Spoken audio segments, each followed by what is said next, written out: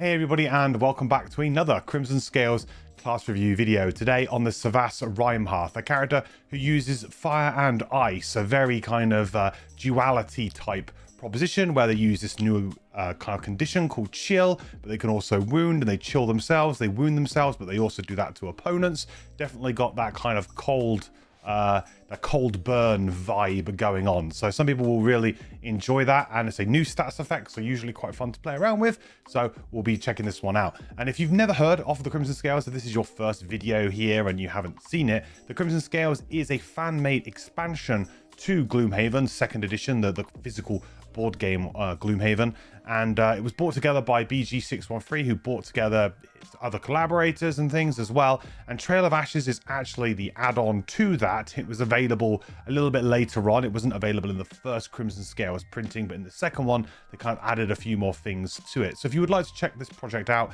go to thecrimsonscales.com. I don't think there's any more printed versions available, but there is print and play files there, and there is a tabletop simulator mod if you would like to try it out for yourself. Before we get started, a big thank you as always to my supporters over on Patreon, Mike and Truck Driving Gamer, for the legendary support. Thank you guys so much, and everybody else who supports over on Patreon. It means a lot to me, so thank you. And all of the people who also come over to twitch.tv/mandatoryquests, where I stream generally Gloomhaven, and at the moment I'm streaming Crimson Scales just before I get my copy of Frosthaven, hopefully in the next sort of few weeks, in January maybe, and then we'll be into streaming Frosthaven on the channel. So if you'd like to come over and support me there, or just watch live, it's really appreciated as well. So yeah, come over to twitch.tv/mandatoryquest. Okay, without further ado, let's get in to the Savvas Rimehearth. The first bit of text up here is to do with Savvas, and we don't need to read that because we have seen Savvas before. So this is the bit that's specific to the Rimehearth. So, disillusioned with its traditional methods of attaining power that Savvas culture instills, some seek another path. One of pinpoint balance and explosive dynamism.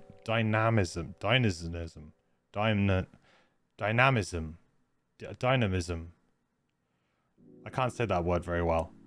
Through the twinned mastery of fire and ice, Rimehearth believed that this expression of opposing elements is necessary for both internal and external control over themselves and their environment. They view it as a superior philosophy over total elemental dominance, and fervently seek to impress this upon the uninitiated and the impressionable of their Savvas kin. So this is kind of cool, because we've seen Savvas that have, obviously you got the Crag Heart, which is kind of Earth, but he hasn't got a core. That's kind of like that story there. We've had like the Hollow Pact before, who's been obviously a character that has kind of like negative energy, like void energy. So it's kind of gone to the dark side. We've had Triangles before, who's one that sort of does all of them, all of the elements. So now we've got one that is sort of more specifically on fire and ice, which, two opposing elements, so should be kind of interesting. Cool. I like the art. I really, really like the art. The blue and the red, I mean, this is me being a Magic person again. The blue and the red always just reminds me of, is it the Ravnica Guild?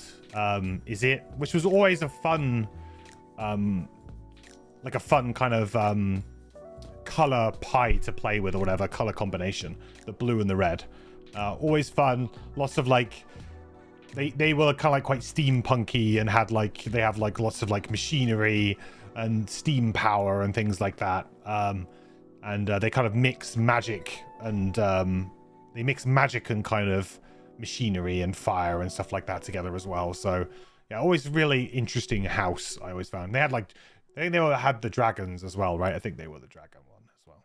So, all right. So, anyway, that's Rimehearth. Red blue just goes so well in general in Magic the Gathering. Yeah, they do. Yeah, with the a lot of control decks or whatever use blue and red together, right? Blue, red, and it's usually like either like blue, red, white, or blue, red, black, or sometimes you get like, I guess sometimes you get black, blue, white, those kind of things. Sometimes not with the red, but red's always been quite prevalent there too. All right, so let's go to the character mat. This is a really cool art, by the way. I really like this art. I like it a lot. And I like the symbol as well. I think the symbol's pretty cool. So the Rimehearth, we have 10 cards. So not on the really high end, not on the low end. Very medium amount of cards, which is good. Means we probably, you know, we can burn a card here or there. You know, we shouldn't be scared of doing that with 10 cards. Our health is actually very healthy character, I would say. So starting at 8 health is quite nice. It's sort of in the middle of the road. You're not on 6, you're not on 10. You know, you're sort of in the middle there. You're not going to be like the tankiest of characters, but you're certainly not like a complete glass cannon. So, I mean, thematically, I guess Savvas are always going to be a little bit hardy anyway, by just what they are. So here are the mechanics. So fire and ice. The Rimehearth has a variety of actions that cause you to gain a chill, which is this symbol here, or wound. Wound we know very well. To perform certain powerful abilities at the cost of hurting yourself. Okay. Some abilities allow you to spend these chill or wound tokens to gain bonuses whenever you perform the required ability. Additionally, many of your abilities generate or consume fire or ice, some of which may have multiple consumptions for the same element. If so, you may only perform one of these bonuses if you consume the specific element.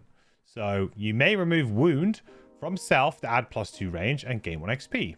Spending conditions. Okay. That kind of makes sense.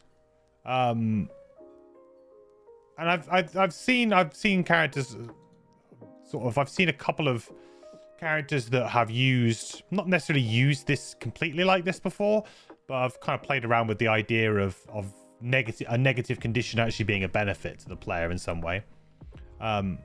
You also have actions with mixed elements. When a mixed element is generated or consumed, you choose which of the depicted element to use, but not both of them. Okay, that's nothing new. We've seen characters that have done this before. Chill. So you can apply chill to your enemies and yourself. A figure with chill gains -1 to all of their attacks and moves for each token they have. Ooh. A figure can have multiple chill tokens. 1 token is removed from a figure at the end of each of their turns. Oh man, that's kind of cool. I like that. One thing that I think Gloomhaven doesn't have, I mean, it has kind of in a way, but it doesn't really, I don't think any of the characters really bring it out in a really good way, is debuffs, right? Debuffs are something that, as a concept, have been out for RPGs for ages, and there's characters that have kind of debuffs, but most of the kind of debuffs in Gloomhaven last for like 1 round, you know, muddle or immobilize, right? Disarm, stun. They're like debuffs, they're negative effects, but you don't really treat them like a debuff, and they only last for 1 turn. They don't kind of really affect things.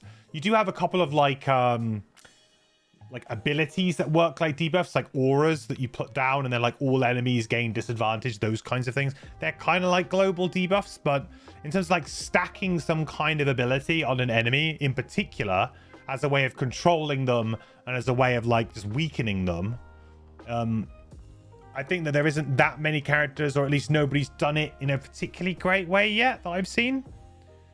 So this is kind of interesting to me. The important thing to know is if an action only gives you 1 chill, it's functionally free if you don't need to move or attack after getting it. Some actions may give either 1 or 2 chill. A single chill is more or less free, but using 2 single self chills in the same turn is suddenly less free.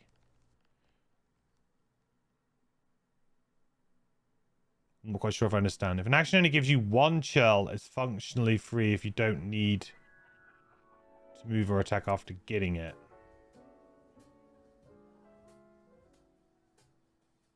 Oh, you mean to yourself? Right. Okay, you're thinking more to yourself, right? Sure. So you're sorry. For some reason I was thinking of talking about enemies there, but yeah, on yourself. Yeah, I guess if we chill ourselves, true. Realistically, because you lose it at the end of your turn, it could, as long as you do it like at the end of your, you know, as your final action, or if, like you said, like it doesn't really affect what you're doing, it doesn't really matter. But I like the idea of this. Like, if you could stack, like, let's say you could stack like 2 or 3 chill onto an enemy early on in a round, and then they suddenly have -2 move and -2 attack. You put that on a melee based enemy, and it's gonna almost be like immobilize, almost like immobilize, but it's kind of gonna feel a bit cooler because it's gonna last for a little bit longer, because you'll be last for like 2 rounds. So I think this is generally this seems like a very interesting way to kind of lock down an enemy. We'll have to see what the cards do, of course, but it feels like a cool way to maybe lock down an enemy without it being like silly broken, like, you know, disarm and stun, like without going to that level, but being able to kind of severely weaken an enemy's turn so that you can either avoid what it's doing entirely anyway, or it's significantly weaker than what it would normally be. It's like I like that idea. So in terms of mechanics, this character, it seems incredibly simple. Like, it's got to be one of the simplest characters I think that we've actually come across in terms of like mechanics on the sheet in quite a while, I think. The Crimson Scales reference says removed at the end of the next turn.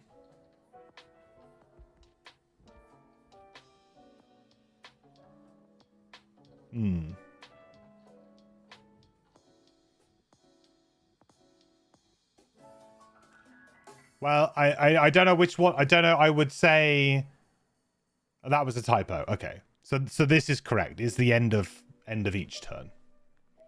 Also, in contrast to CC, it doesn't scale. Yeah, great point. Obviously, chilling. Chill. If you're a level 1, doing like a chill 1 on an enemy to give the -1 move and -1 attack can be quite good. But if you were to do the same thing, chill 1 on an enemy who's level 5 or 6 or 7. Probably not going to stop them from taking their turn, but it might do at level 1. Cool. Well, I like it. Let's get onto the cards then. I think it's very, very, very simple. I like the design again, like the blue and the red on this character. Just, it looks really nice. I think the card frame looks really cool on this. So, Hearth Bolt. Attack 2, wound. We've got a very interesting kind of AoE pattern here. Reminds me a lot of Ballista. I mean, Bolt as well. But it reminds me a lot of Three Spears Ballista. Exploding Ballista, is it? I think that's the name of the guy. It's a high level card, though. This is not as powerful. So attack 2 and wound. I mean, this is a burn effect. You may remove 1 chill token from self to add +1 attack and gain 1 XP. That's kind of good. If you're going to attack 3 things or 4 things here, that's quite good value. Maybe a little bit hard to set up. I feel like this pattern here is like, so the way to really see this pattern is that you're always going to have this, right? I mean, you're always going to have a minimum of 3, because you could just do this as like it's essentially a range 2 or a ranged, it'd be range 2, a range 2 3 hex AoE. You could actually ignore this, and just treat this as like this, basically, right? So there is no world in which you are not probably getting attack 2 minimum. Probably going to try and do this though, right? So let's say attack 3, wound on 3 things. For a burn, I mean, at level 1, that's, that's good value. That's what we kind of expect from like a good kind of burn attack. But obviously the plus side for this is that actually you could get 2 more targets. Like, that's completely possible. So it turns it from being, I think it's a good card regardless, but the fact that you could maybe get 4 or 5 targets really puts it as a very, very efficient, strong burn for sure. If you ever get 4 targets, it feels amazing. Yeah, I can see that for sure. Like, you're always getting a minimum of 3 with this, because this is one of the most common patterns in Gloomhaven that you will find. Like, a lot of burns use this pattern, and really this is just a pattern with 2 extra hexes. So I think that you are going to be very, very happy with this. This could be a this could be a very, very strong kind of opening card, like early on in the scenario, I think. Like, in terms of just trying to get ahead in the scenario, this could be really good. And of course, because of the wounds, you're probably going to want to do it on people that are fairly high health or haven't been hit yet. Full health enemies, so that hopefully the wound damage will also tick along. But honestly, I would play this if it was just this.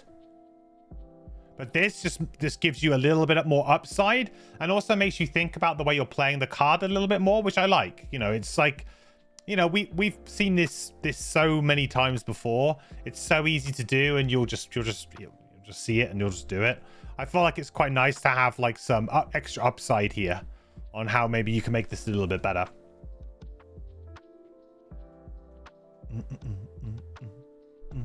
So first card, very strong burn attack. Good to see. We haven't seen anything obviously to do with chill yet, but presumably this is something that we will be doing quite a lot of, so hopefully this isn't too difficult for us to do.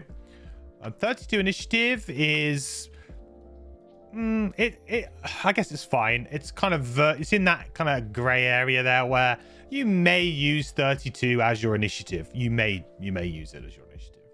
You're probably not super happy about it, but if there was a situation where you wanted to go after your allies or something, then 32 is not a terrible one for that. Move 3, create fire. This is an ability that's playable on any character all day of the week. Any kind of move, make an element that is relevant to you or to an ally or whatever. That's always been playable.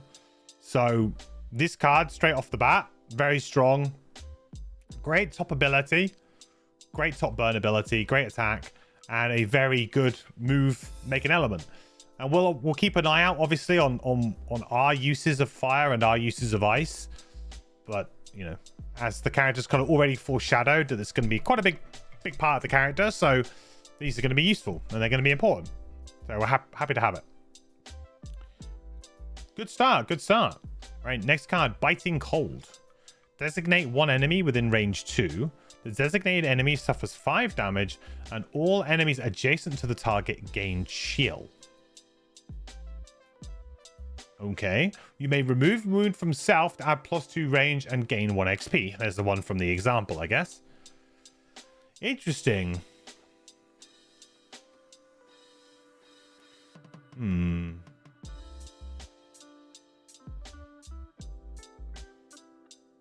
This is an interesting one. Because obviously the value of chill...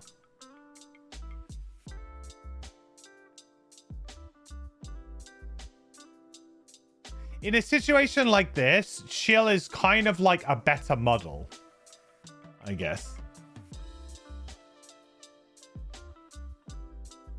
Against certain enemies, this would be great. Really good.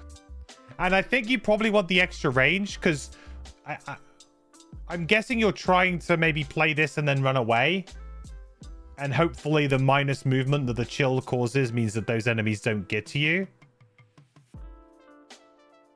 That would be the way that I would think that you'd probably want to play this. Again, low level enemies, some of them have very small amounts of move. You might have like move 2 or move 1, move 3. You know, they're quite small amounts, so you should be able to avoid them.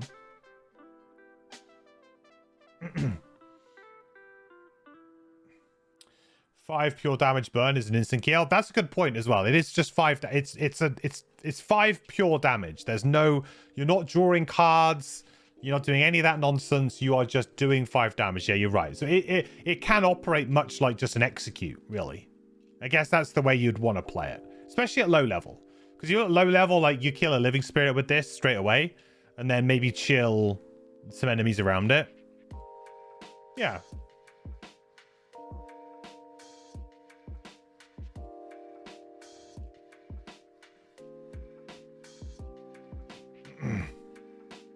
The rulebook in Crimson Scales also says if a character is immune to immobilize or muddle, it's immune to chill.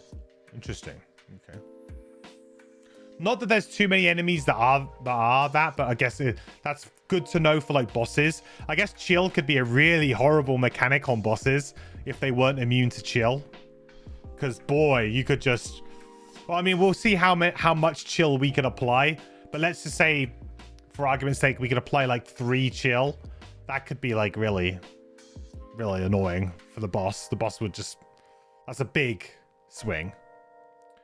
Yeah, I think this is pretty good. It's not... This isn't the kind of card that... It's the kind of card that I think will fall off after a while. But certainly at level 1, it's going to kill something. It's going to... Hopefully the chill is going to be relevant as well to helping you negate some damage that round, or in fact just not take any damage at all, like not avoid attacks entirely. So it's useful.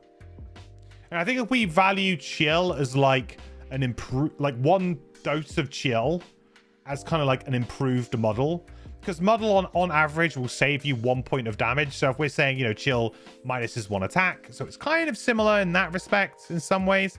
Obviously the better thing with chill is that it guarantees that it's going to be -1, whereas muddle is not. But muddle could be the difference between, if for example the enemy draws a ×2, they're still going to double their attack. You might have minus the base value by 1, but they're still going to get a double attack, right? Whereas muddle, they'd be like ×2 and a +0. That could give you more of a swing. So muddle's swingier, but chill is very consistent. So I think we should view chill as kind of like, an improved muddle, because you also get the -1 move as well, which can be really useful. So it's kind of like super muddle or something. Not quite super muddle, but they're different enough, maybe.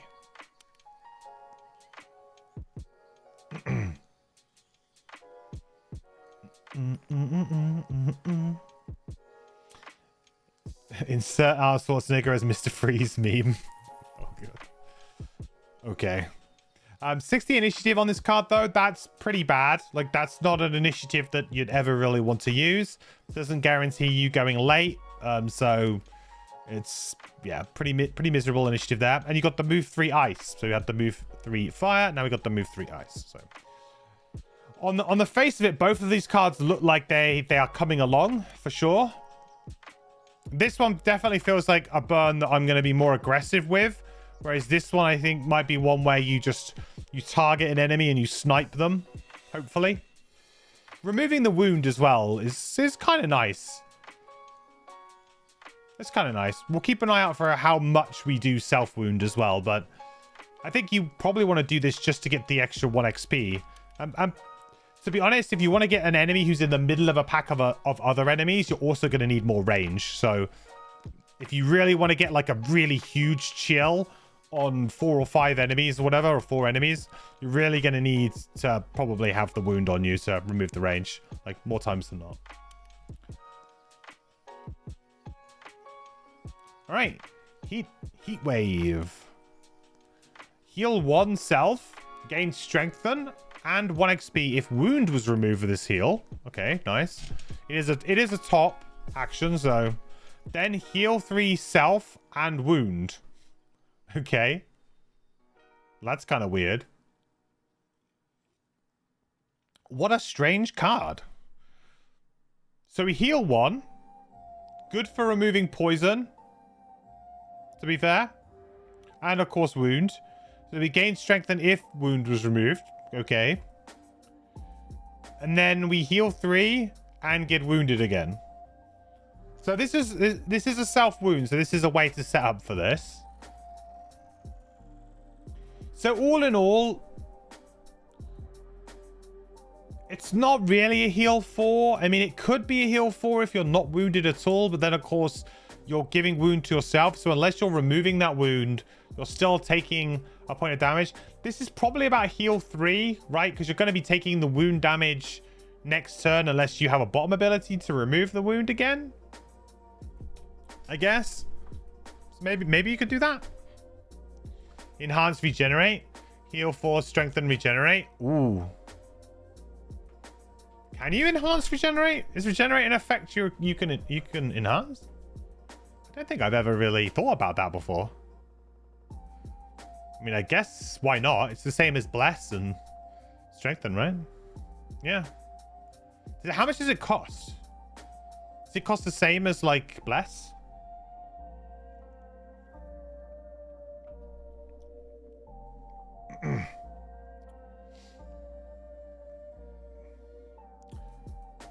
If you have Forgotten Circles, 50? 50's not bad. And then you don't have to worry about the wound. But I guess the thing is that, do you really want the wound? That's the kicker here, right? You know, is the wound actually, are we treating the wound more like a resource? And in that case, maybe it's really important. I mean, this is the kind of ability that if it was on the bottom of a card, I'd be really excited about it. Because it's on the top of a card, I'm less so. We're going to have to see how much wound is really important, but obviously gaining strengthen is really good. You know, to get strengthen and then potentially go straight into this, you know, that could be a very, very powerful move. So we have to keep that in mind, that we've already seen one attack that would really benefit from having strengthen. You know, good, nice multi-target attack there. We haven't seen any other attacks at all, so no, we can't really value it any other way, but we've already got one really good ability that would benefit from being strengthened. If we have bottom attacks, then of course the value of this goes up as well, because then suddenly we can get another attack off. So we'll keep an eye out for those. But it feels like the kind of card that may well be necessary to like set you up, but it's not a card that like, oh, it's a really exciting piece, but it is a piece of the puzzle sort of thing. The cool thing with Regenerate is you can wound yourself without carrying. Yeah, but do we need to have the wound on us, right? I guess with the timing, maybe not so much, because like this is on your turn, right? So I guess we could wound ourselves and then do it. We'll see. 19 initiative though. This is our lowest initiative so far, so not a move though, but interesting. Wound, range 3. If the target has wound, it suffers 2 damage instead. Create 5. Now that's actually pretty damn good. That is a really good bottom ability right there. Very good ability. If you don't want to move for whatever reason, let's say you got a ranged attack or whatever, you don't need to move. An ability like this gives you a lot of value for a bottom action. Not to mention that if they already have wound, like this is nice. And you create an element. This is a very good bottom ability. Really, really good. Definitely like this one. This, the jury's not out on this one yet. I think it feels like, yeah, maybe if you enhance regenerate, then it would be like super, super good. But it is a top action, so it might be the kind of thing you might play between rooms, I guess. But then the strengthen sort of is lost between rooms, so I don't know. I guess if you were then to immediately go in on the next room, on the next turn, maybe you do this, but maybe you long rest, then you do this. I don't know. Sequencing of this is a little bit, I'm a bit at odds for at the moment, but this is excellent, so really, really strong. Regenerates also great between rooms, yeah. Or enhance 2 blesses, so it's heal 4 blesses self twice with strengthen. Yeah, you could do. Just get a bunch of crits. Right, cold snap, chill. Right, this is our first example of the word chill. So cold snap, attack for advantage. Well, that doesn't care about strengthen. We've got an advantage attack already. Chill, and then chill self. So chill the enemy and chill ourselves. Okay. Well, considering that chill is -1 move and -1 attack. Obviously, if we were then to try and move away, this could affect us. But not really that much of a downside. Really. If you could play, I feel like you can play around chill self very easily. Very, very easily. Oh, it's chill self twice? Oh, chill. Oh, I see. Right. So it's actually double chill on us. Okay. Well, that makes it a little bit harsher. I was going to say this was going to be incredibly strong otherwise. Like as a level 1 card, attack 4 with built-in advantage with no downside. Wow, or with a very marginal downside that can be avoided. Yeah, that did seem too good. So basically, that means that if we wanted to move away, we're going to have -2 move on our move this turn. That sucks. That does suck. But I tell you what, it plays really nicely into something like this, right?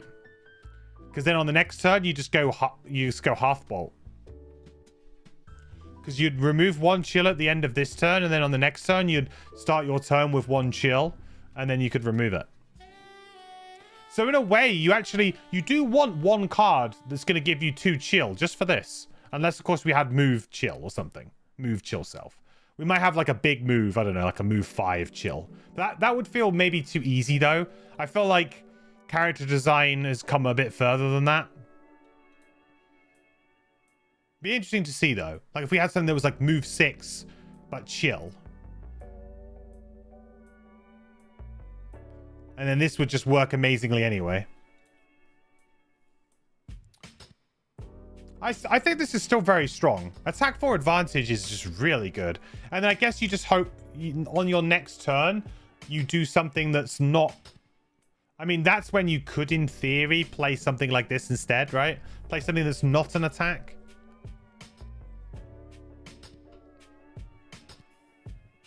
If you're killing something as well with the attack 4 advantage, do you really care about the chill downsides for the next round as well? It's an interesting one. I like the kind of risk reward with this. I mean, the attack 4 advantage is just so good. For a level 1 attack, that is incredible. And the downside is bad, but can be mitigated. I like this one. Feels already like this character's going to have a nice kind of tempo to it where you kind of... You know that you're going to go for something and then you know you're going to be chilled for a little while. So there's going to be cards that are like... There are going to be cards that you're going to keep just because you're like, this is a great card to play when I'm not chilled. And there's also going to be some, as the scenario goes on, you're burning cards to your rests and for their effects.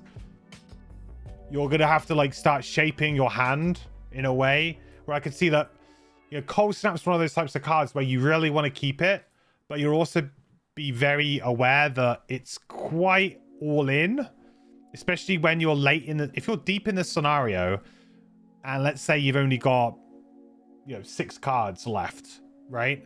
You play Cold Snap on as one of your turns, and then suddenly your next turn is also kind of affected by that. So it's going to feel like you're going to need to... You're going to need to plan for stuff like that, which may mean that there are some cards that you want to get rid of because they just hinder you too much. Because the chill is too much of a drawback at certain points. Or in certain scenarios, for example. Interesting. I like it. Very strong attack. Decent sort of drawback that probably can be avoided if you're smart. But sometimes you're just going to have to put up with. It's good. 82 is very late as well. So that's good late. Like you could go late and then therefore other things don't really matter, right? So you could move in, do Cold Snap, which then means that essentially the first chill did not affect you in any way because it'll fall off at the end of your turn. You've already done your move action, so you don't really care about it. So that would be a pretty good thing to do, I think. This is definitely 82 is a great initiative for a card like this. It definitely wants to be a late initiative action for sure. Go in late, move into the enemy, attack them. You lose 1 chill. Next turn, you go early, maybe. You start with chill. Maybe then you can use that chill to some benefit. I don't know. We'll keep looking. We've already seen 1 card that does use chill. Obviously, it's a burn. But, you know, in theory, that could be a very strong little sequence there. Go late, go in, attack something, do a bunch of damage to it. Then on the next turn, go early. Use that chill here to then, like, power this up and do some really big attack. Like I can imagine that would be a really nice 2-turn combo if all the enemies line up. The bottom is chill and chill, range 2. So this is, and create ice. So this is on an enemy then. So we can do 2 stacks of chill to an enemy. I mean, again, this is the kind of thing that traditionally you want to play control early. Traditionally. Most of the time. Because you don't really know what the enemy's going to do on the next turn. So, you know, if you, for example, immobilize an enemy late in the round, it could pay off. The enemy might draw an ability card that has a move, but they also might draw an ability card that doesn't have a move and doesn't care about immobilize anymore. So, like, you know, it's one of those things, you go late and you immobilize a bandit, and sod's law, the next turn is the one they play their ranged attack, right? It's one of those things where control, is always good to just kind of play it early, see what the enemy is doing, and then apply the control to the enemy that's going to cause you the most trouble. You can do it late, but then you're kind of rolling the dice. Are they actually is it gonna benefit me next turn? It may or may not. Chill feels a little bit easier though. Like, it feels a little bit nicer because, you know, muddle is sort of like, well, if they muddle them, they might not attack. Well, chill kind of covers both bases. It covers if they attack and if they move. The only thing that chill doesn't cover is, you know, non-attack annoying actions. So things like summoning enemies, right? But they're always really annoying to deal with anyway. Enemies that might heal, that can be really annoying.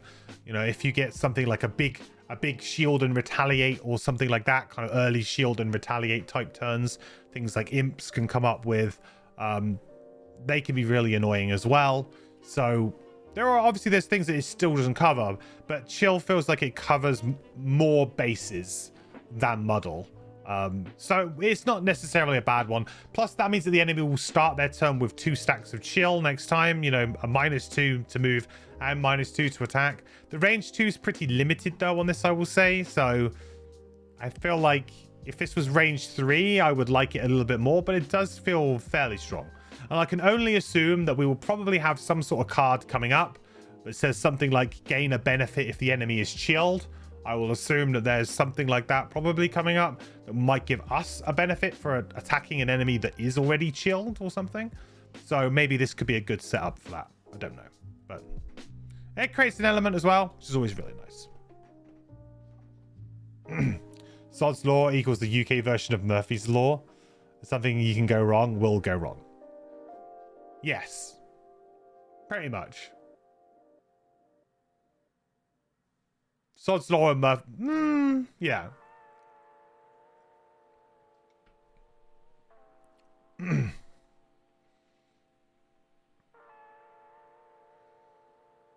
It's more of a case of like, it will always, Sod's Law is always like the one thing that, yeah, it kind of is. Like Murphy's Law, if something will, it's similar.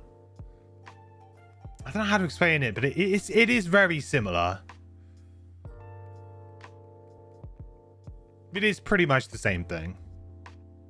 I don't know why I feel like it's a bit different for some reason, but I mean, it is kind of essentially the same thing. Never heard Sod's Law before. That's like, yeah, that's what, I mean, maybe that is a very British thing to say. But yeah, it's like the one thing that will stop, you know, that your thing doesn't account for will happen, right? It's like, we'll always say like, you know, but buses come in pairs, right? You wait around an hour for a bus and 2 come at once. You know, that's Sod's Law. You know, it's like, it's Sod's Law is like, whenever you want to find something, you can't find it. And then when you don't need it, you'll find it, you know? And stuff like that. Like, it's just, it's like the opposite will always happen to whatever you think is going to happen. You can also apply this to 2 different enemies, which is nice. Yeah, I guess you could. Chill and chill.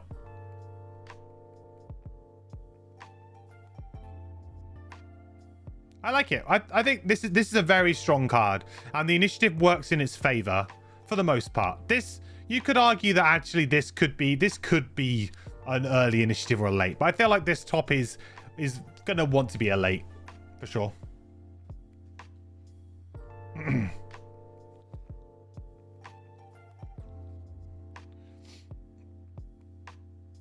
So his bomb action is single target. Oh, you should read this like poison and wound range 2.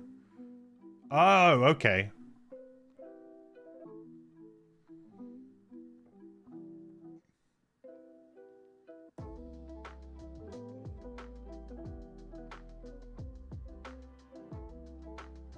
Yeah, okay. Yeah, it makes sense.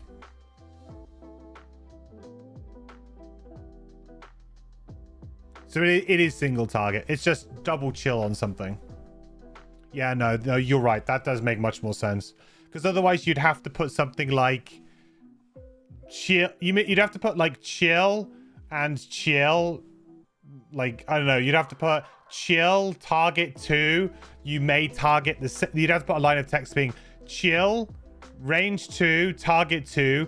You may target the same figure twice. Would be... And that would be written out. That would have to be written out in text as per the original rules, I think. I don't know how Frosthaven handles that, actually. Maybe they just write it out too. All right, next card then. Blazing Streak. Got attack 2. Consume fire to get +1 attack. Consume fire to get wound. So either +1 attack or wound. And we got ourselves a skewer, chat. We got ourselves a nice skewer here. This is a non-burn too. This is pretty powerful for like kind of Crimson Scales and kind of power levels in general. Future power levels. This is pretty strong, I would say. This is potentially a 9 damage non-burn, or you just hit them with the wound, which might be better if you are against certain types of enemies, or you want to guarantee a kill. You know, if you think, oh, these guys are on low health, maybe they're on like 1 health, you just want to guarantee a kill, you'd probably opt for the wound, because then you know they're just going to die at the beginning of their turn. Sometimes it's better to go for that. This is a very versatile attack card. And for a non-burn, fire's really easy to come by too. We've already seen 2 cards that just straight up make fire. One of them being very good. Like, really good. And because you might target something that already has wound, then you go for the plus attack. This is really strong. This is skewer. Really, really good. Is this the first time an element is shown twice on the same half? Meaning pick your poison type of use?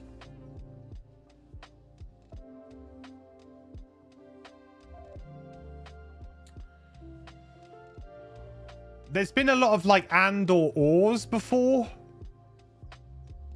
You know, there's been a few kind of like construct your own ability almost type things before, where it's like this or this or this. You know, choose 2 type thing. There's been a few of those, but whether or not there's been elements, the same elements, could be consumed for different effects.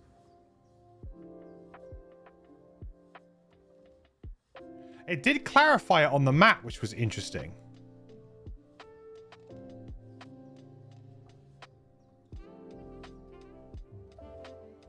See how it's clarified here on the map? Which, you know, would imply that it's rare at the very least, right? Not a common rule. I can't think of any off the top of my head. The only ones that I can think of are ones that are like the wild anyway. They're wild symbols anyway.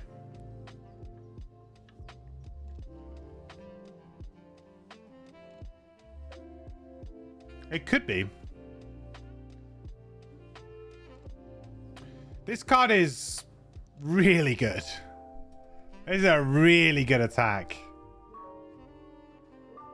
We've seen 2 very strong attacks. I guess like chill though could end up hurting us like on some of these. You don't recall any ability with 2 different uses for the same element? No, me either.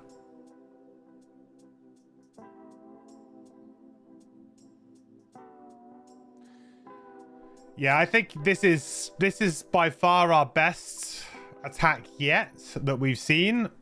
You know, this is obviously very good at just trying to take something out, but this is very clean and easy. So clean and easy. 33 initiative. It's not a terrible initiative either. I mean, it's not what you ideally want, but, you know, for something that is quite a strong ability, I was expecting this to be like 50. So, I mean, that's a win right there. This card art is insanely good too, by the way, with the borders and the art, sort of the background art. It does look very nice.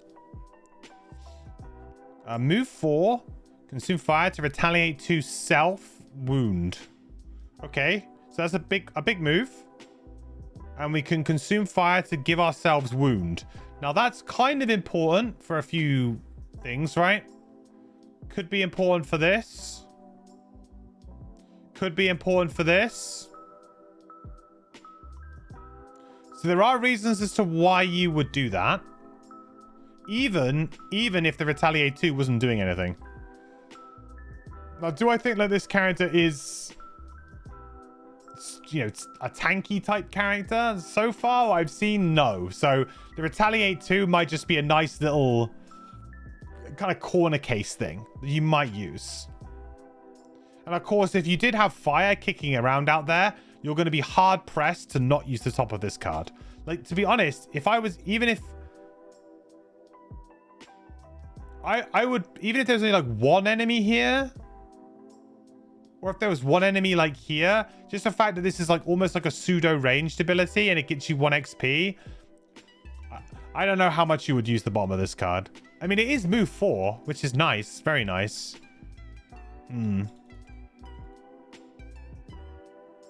Hard one to judge. Like, this obviously sets you up for certain things. Maybe we've got an even better card later on that sets up with wound, self-wound as well. So maybe they don't become really clear. Well, that's what you should do.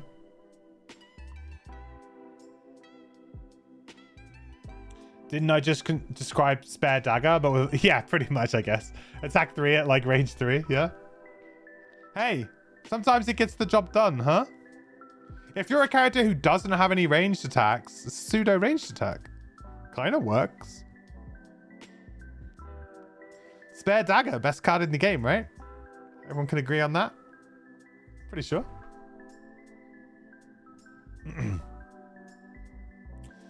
Short range chill for your opponent seems like it plays into the character being a bit tanky. You use chill instead of shield. Yeah, I guess that's fair. Minusing attack rather than you getting shield, which would basically negating attack with shield. Yeah, that's fair. I guess it depends on how much you can put on. You maybe you're more like specialist, yeah? You're kind of like you're good at 1v1. Maybe not so good at tanking everything. We'll see if we have ways to like chill a bunch of enemies loads. Because like tanking really, you know, you're going to be hit by like 3 or 4 enemies, I guess, in a round maybe. And so you need to have that survivability for that. Whereas chills, from what we've seen so far, is a little bit more kind of single character focused. So maybe not. I mean, there is like a group wide chill there, right? But I don't know if that's going to be good enough. This card is this card's very strong, top to bottom. Top action, incredibly good. Bottom action, actually also pretty decent. And you know, move 4 is always going to be playable. Chill is better against Pierce and shield also. Very true. Hey, Sabotage, so you've been in and out. What does chill do? So chill, if you are chilled, or if an enemy is chilled, or if you are chilled, you get -1 to any moves and -1 to any attacks. And you remove a stack of chill at the end of each turn. So you can stack chill multiple times. So this is 2 stacks of chill. This is 2 stacks of chill. And then making me remove. So that would be -2. So if you had 2 stacks, you'd have -2 move, -2 attack. So it's like a stacking debuff that slows you or the enemy down. Because we chill ourselves as well as enemies. It's also better against enemies that multi-target. Helps your friends. True. Seems strong low level when they attack for like 2, but worse when they attack for like 8 later game. Yeah. Well, that's why I guess what we're hoping to see as we level up, chill to stack higher, faster, right? I think like that will be a natural progression for this character. We'll see as we go along. But I feel like the natural way to like just make this character better as it levels up is just to have, you know, you can now do chill 4, right? And that would be pretty good. Next up, we have Frozen Grasp. Attack 2, Pierce 3. Consume ice to get +2 attack. That's... I mean... Attack 4, Pierce 3? I mean, we already had one way of dealing with living spirits. Do you want another way? Wow. This character has some serious power. Some serious power. We've had an attack 4 advantage. We've had a skewer with a wound option. We've had a very strong burn ability. And now we get potentially an attack 4 with Pierce 3 at level 1. I mean, this card, if this was a level 3 card, I'd probably be like, this is really good. But level 1, the PS3 is just going to make it so versatile for so long. You're just never going to look back. You're just going to always be using this card. This is the type of card that you'll be like, yep, I'm going to enhance it. Like you'd add, I don't know, +1 to this maybe? I don't know. I guess you probably would.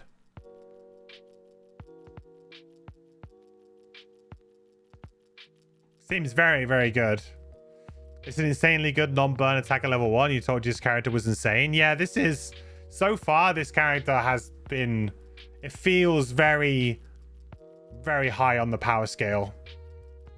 And easy as well. Because we've already had 2 ways to make ice. 2 different bottom action ways to make ice.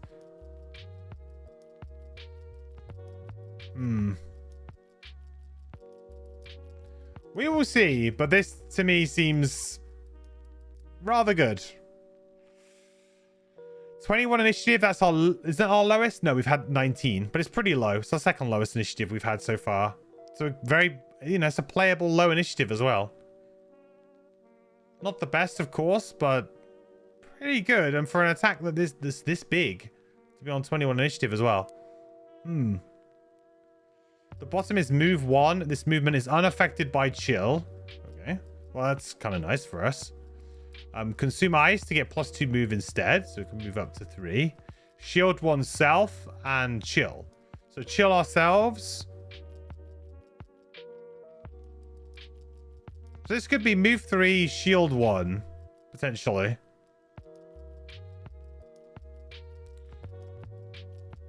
I mean, there is some tank right there. Works well with chill.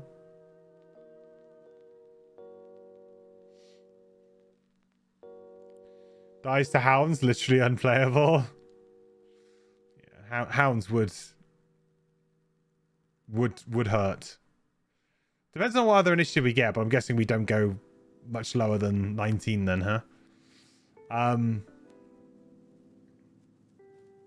Yeah, this bottom ability is interesting. Not having the downside of being of the chill can be quite nice. Because, of course, if you were to, let's say, you were to play the top of this as your attack.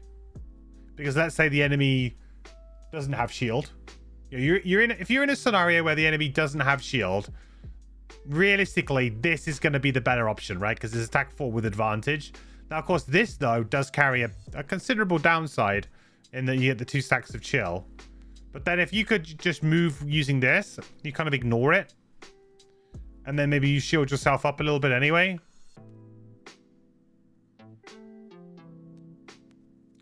I feel like this is what you want with a top chill, though. Top chill.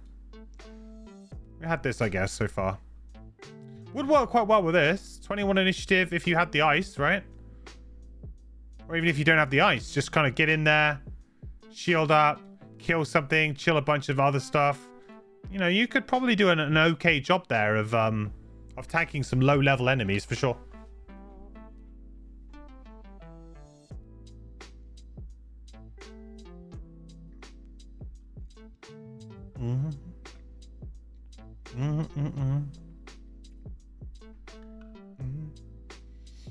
There's a spicy build that involves just putting way too much chill on yourself and hoping you don't accidentally stun lock yourself.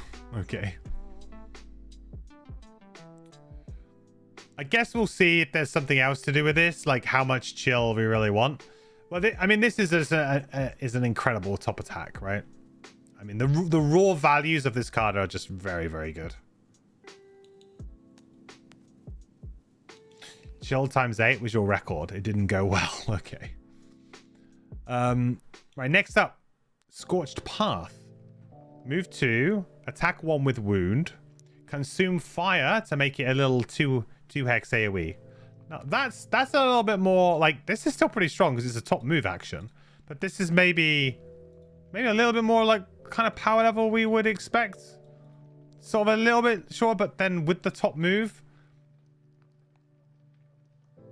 Top moves can help you get over like bad chill as well, right? Then I guess if you had chill on you, that would be an attack 0, and that would be a level 1. That would feel really bad.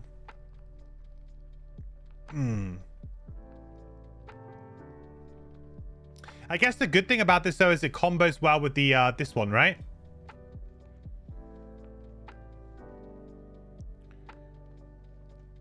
It does combo really nicely with this bottom ability. So you could move, attack, wound one guy, then immediately do some do 2 pure damage straight through and create fire. It's also a way for you to kind of like make and consume fire. So like it's actually quite a nice it's quite a nice combo if you wanted to chain fire across multiple rounds, right? So let's say you used this to move and make fire the previous turn, then you're on to this turn. So you go, okay, great, we're going to move 2, we're going to attack 1 wound, consume the fire to do a target 2. Great, that's awesome. Then I'm going to use this to do 2 damage to this guy, create fire again. Then you got fire up for the next turn. Then on the turn afterwards, you can go, great, now I'm going to use Blazing Streak top, and I'm going to attack these guys for 3 or whatever, you know? Like, you've got a... It feels like you've got like a really cool little combo there with fire. A very like basic, easy to follow turn structure there. You know, that's 3 turns mapped out pretty much. And you'll do a bunch of damage and it will be very effective. This becomes move 1, attack 0, does it? A lot of the time.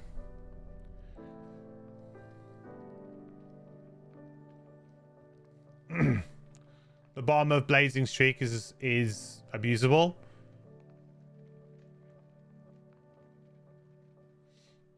Because of the self wound, maybe? I don't know. But yeah, you know, like I feel like there's already a very like easy flow to this character kind of emerging, where if you're used to playing a character that kind of uses elements, uses them. So, you know, triangles is the biggest one for this. That always wants to be creating and using every single turn. But there's also a bunch of other characters that do have good combos with this. You know, you've also got like even Eclipse, for example, always wants to be making, using all the time. So feels like this character's going to have that nice flow to it.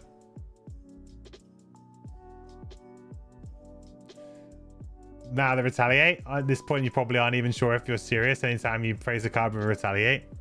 Yeah, we all know how I feel about retaliate. The bottom of this is move 3, consume fire to get +1 move and jump. That's very good. Or consume fire, I guess, to get healed to self instead.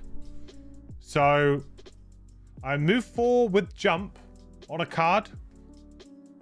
It is 51 initiative, so you know, you're never using this card for its initiative. So you're going to have to pair it with something else. But you have got, you know, if you had ice and fire up, I'm not quite sure we've seen a way of doing that yet, though. But in theory, or just go straight into something like this on 82. It'd be pretty good for a late initiative, actually. Go like on 82 initiative, Go, move forward, jump. Get to somebody at the back of a room or whatever. Or get someone who's hard to get. Then do this big attack. Then on the next turn, go early. I like that.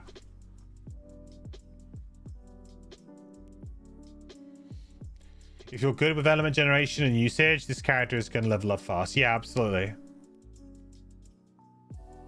And it doesn't feel like it would be too much of a stretch to work out like a couple of simple kind of chains. This character will work really well for people who like to find like kind of like not like optimum openings, but you know, strong openings with different sets of cards. I imagine that you'll be able to kind of go, okay, this would be a really good opening for this particular room, and this would be a really good opening for this particular room. And you kind of, you're thinking like maybe 2 or 3 turns ahead almost.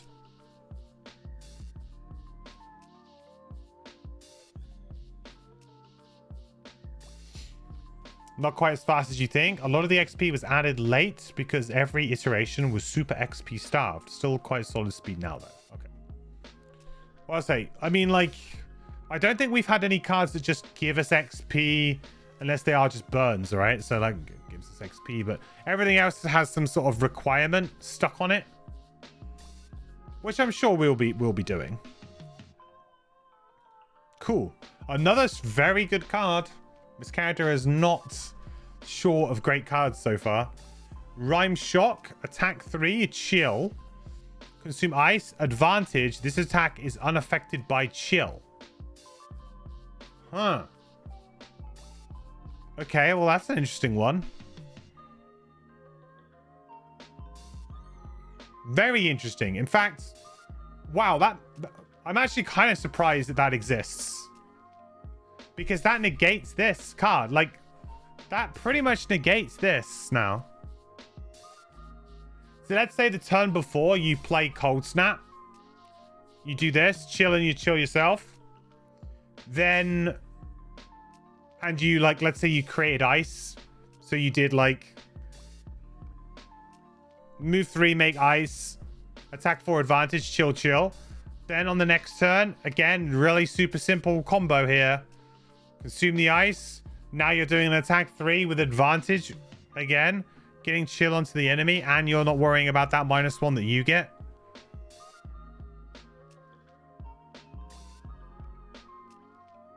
I mean, that's really... It's really good. I'm kind of surprised, actually. Kind of surprised. Because it just feels very simple to do. It's going to be a lot of fun. This character's going to be a lot of fun for people who like to feel powerful, for sure. Like, you want a simple but powerful character. This one so far is hitting all those buttons. Only one aspect of it, to be fair, since movement is still hindered. Yeah, unless, of course, you play the other card. But, you know, I guess then you're only moving 1 anyway, but... But I'm kind of surprised that you can, like, in a way, like, this is, I would be absolutely fine with this existing if this was, you know, like a very real drawback that couldn't really be avoided, or it's unlikely that it can be avoided in a very optimal way. You know, it's like, oh, you actually want to do this and kill an enemy and then take 2 turns doing nothing, or 1 turn doing nothing, you know? I can kind of get that. But the fact that you could literally just walk in on the next turn and be like, yep.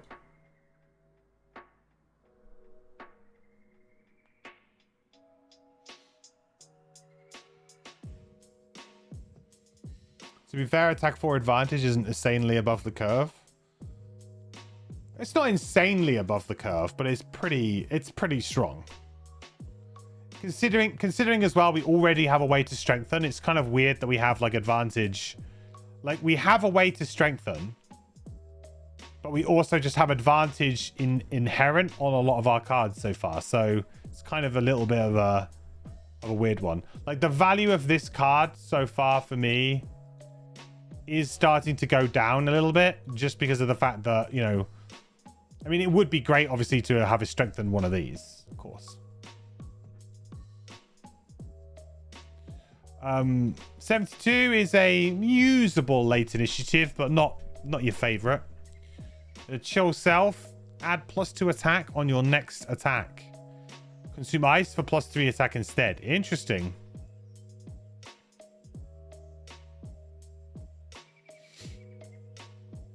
So this chill kind of it discourages you from immediately using the buff, right? Because if you did want to use it immediately, you're going to get -1 anyway. So then, like, this basically turns into +2, and this one turns into +1. But you could take a turn off, do this, wait, then next turn, go in swinging, right?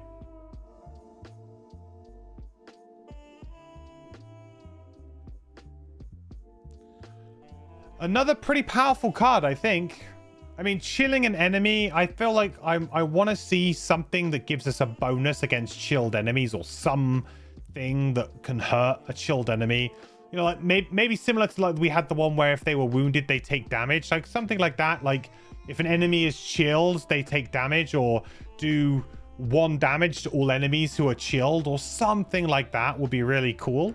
So let's see, because the way I can see this character going as it stands right now, we quite clearly have like a, you know, efficient damage dealing cards. We have that in spades so far. We've got a lot of just decent attacks that use elements. So we've definitely got a create element, use element incentive here. And that will be a way where you might try and push your character to be an aggressive character in that respect. I'd like to see where this character can go, like in terms of using chill in a more interesting way. So far, I found that you know, chill hasn't been used so far. It really massively interesting. The most interesting one so far to me was Cold Snap on the bottom here, and possibly the one that kills everything and adds chill to everything around it. That was also kind of interesting. So let's keep an eye out, and hopefully we can find some stuff that interacts a lot more with chill.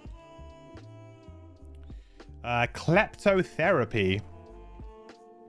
Attack 2. Target 1 enemy within 2 hexes. Chill and wound. And we can consume any element to create either fire or ice for 1 XP. So basically kind of convert 1 element into either fire or ice. And that element could be fire and ice itself if you wanted to. So you could convert fire into ice, or you could convert waning fire into strong fire, or whatever it is that you want to do. So pretty flexible for this character. Very flexible for this character. The target to target 1 enemy within 2 hexes. This makes it technically still a melee attack. It's just at range 2. So for the purposes of items, this does count as a melee attack. Chill and wound. And we know wound is good. Chill is good too. 48 initiative on this though, and I feel like chill. So again, I'm unsure. Like with chill, it feels like it could be okay to just do it fairly late and let the enemy have it next turn. And in fact, maybe that's better if you have something that uses chill. So if we can put some chill on the enemy late in a round or after it acts that round, and then on the next turn we can make sure we go before it, so the chill is still on the character. If there are benefits for that, that would be really cool. So maybe this is a bit of posturing here, like 48. It's not great initiative, but maybe there is some use to it going a little bit later in the round. We'll see. Loot 1 on the bottom here. If 2 or fewer money tokens were looted with this ability, generate ice. 2 or fewer money tokens. Okay. If 2 or more were looted in this ability, generate fire.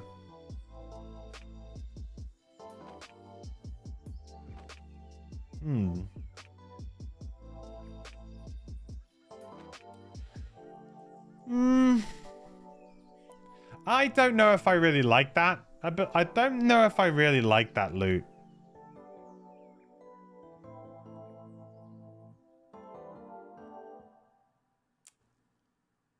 Yeah, I don't really know if I like that loot.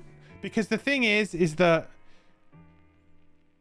when you do a loot action, generally speaking, you try and be as efficient as possible with your loot, right? You want to try and loot as many money tokens as possible. You're not choosing how many money tokens. You're just trying to get as many as possible. Like, that's kind of the point of a loot.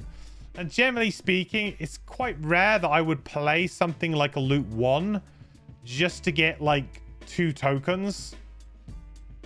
Like, I would probably just try and, like, you know, finish my turn on one of them and then the other one maybe pick up on another turn or something. Like, it just, you know, really you're only netting 1 extra token. But obviously a loot 1 in a very nice place where you've got surrounded by loot, you can get like 3 or 4 tokens, and that's really cool. And that's definitely a worthwhile thing to do. I don't know. I don't think I particularly like this loot because I feel like most of the time players are just going to try and get as many as possible, which means that there isn't really a choice here between ice and fire. This basically says make fire. I don't know. So 2 tokens exactly generates both. Oh, I suppose, yeah, 2 tokens would generate both. Ah, you're right. Actually, that's something I missed. You're right. 2, if 2 or fewer, 2 or more. Okay. So 2. The magic number is 2. Okay, I like it a bit more then. Okay, I was maybe a bit harsh on it. I don't know why I was just thinking like I'm only ever really going to be looting like maybe 3 or more. But actually, like if there is a real benefit for 2, maybe that would be okay. I don't know if we've got too many abilities that want fire and ice, but we do have, you know, tops that use either or. So that would allow you to kind of combine like the ice bottom of this or the ice top of this with the fire bottom of this or the fire top of this. Like, it does give you quite a nice turn. We did have that move as well, right? So we do have a move. So we have a top move. So in theory, you could kind of do this in one turn. Move, attack some enemies maybe. The loot. So there is a single turn where this kind of works. I like it a little bit more now. I'm still not hugely sold on it though. It's very specific.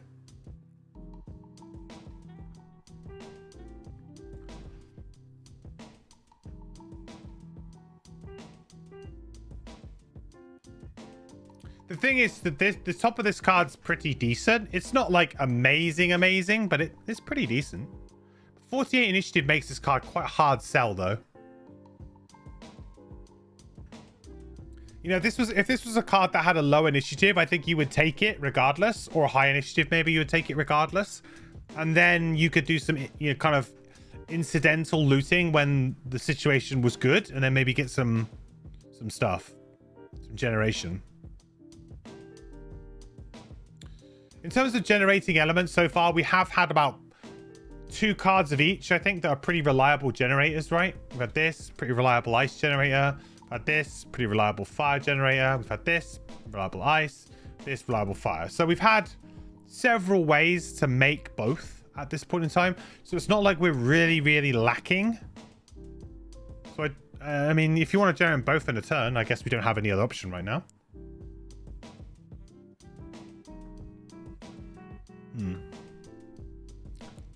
Let's move on. Steam Burst. Attack 4. Consume fire or ice. Advantage. Nice. Consume fire to get target 2. Consume ice to get +2. Okay, so this is the one you want them both for sure. And the only way to get them both in one turn really is this, because all of the generators are on the bottom so far. We haven't had any top generators, so if you wanted to play an attack 6, target 2, you would actually, at the moment, need to play this. Or I guess get your buddy to make one of the elements for you if they could. Well, I mean, an attack 6, target 2 as a burn is pretty decent. It is, like, I'm not a huge fan of these, but they do serve a purpose and they can be very useful. And to be honest, as I've been speedrunning, I have actually valued these cards a little bit higher than I normally do because, you know, for the purposes of speed running, you just want things dead quickly. And sometimes just having like really high value, like the number of times I burned Empathetic Assault top while playing Mind Thief for speed running, it's just like, can I kill something? Yeah, Empathetic Assault. Like, you know, there's a really good benefit to just burning a card, getting rid of like an enemy or two. That, or, you know, getting one enemy low and pretty much killing the other enemy. There's a real good benefit to that. A newt. Hey, Bones. So I like this.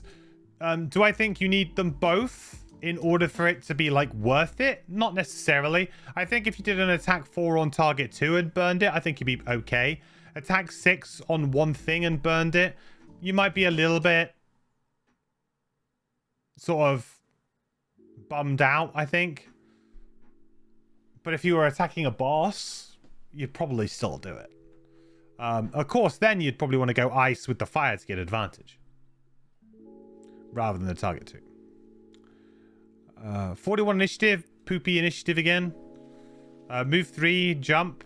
Add +1 move if you have chill. Okay, so that kind of negates 1 charge of chill. Not necessarily 2, but 1.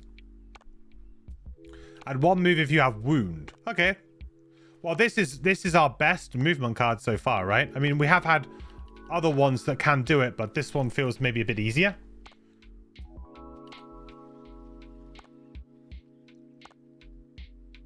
We've had this, but to be honest, we probably want to play at the top of this, maybe. Don't know if we really want to be using fire for this. We got some very good uses for fire. Whereas us being wounded, very easy. Us being chilled, pretty easy.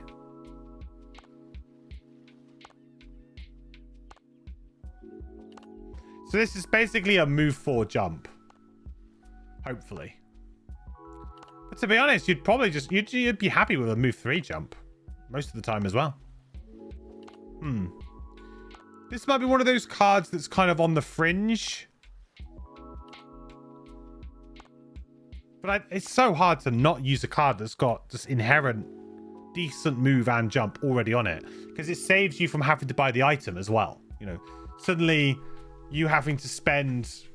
You having that problem of saying, oh, do I buy wing shoes or do I buy boots of striding? You just, yeah, buy boots of striding.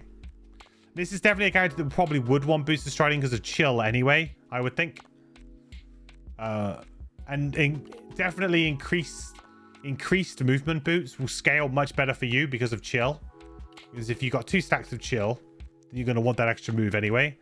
So this just makes it a very easy decision. Because you don't even need to worry about a jump then. Yeah, Steam Burst might be... It's not a particularly glamorous thing, but I think it might be like just kind of a necessary card to play, maybe. Ooh, X cards. So we'll do X cards, then we'll do perks, because this character is obviously pretty aggressive in terms of attacking, so we'll keep an eye on that. So Reefed in Flame, attack 3, wound self, create fire, but it's a little attack 2. That's not bad, and it's a top generator. That's the first time we've seen an element being able to be generated with a top action. That means creating the ice and fire for a future turn together is much, much easier now.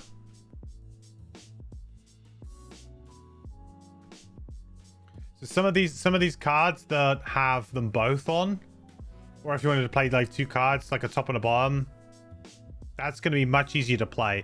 Reefed in Flame might be... I wonder if there's like a bit of a decision here where you go, I want to go harder on the ice or I want to go harder on the fire. And maybe you make a decision based on that. It'd be interesting to see. It looks like we got an ice one coming up here too. So that might actually be a very kind of like easy decision to make. Do we go for a fire build, which is maybe more aggressive? Maybe deals a bit more with the wound stuff? Or do we go for an ice build? So it's a bit more tanky and deals with the chill stuff a little bit more. 63. Verging on playable late, but not really. On the next 4 melee attacks targeting you, gain and retaliate 3. That's a lot of retaliate.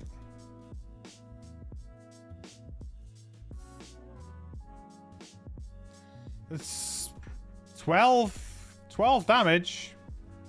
Pure damage straight through shields. No messing around. For a one-shot kind of retaliate burn, it's not bad. It's actually pretty good. There's an enhancement dot here as well for some strange reason. I don't know why anyone would, but it's there.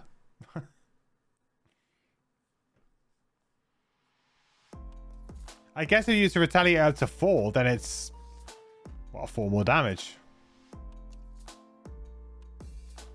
Could be an interesting thing to try and do. Could be a bit of a meme build, chat.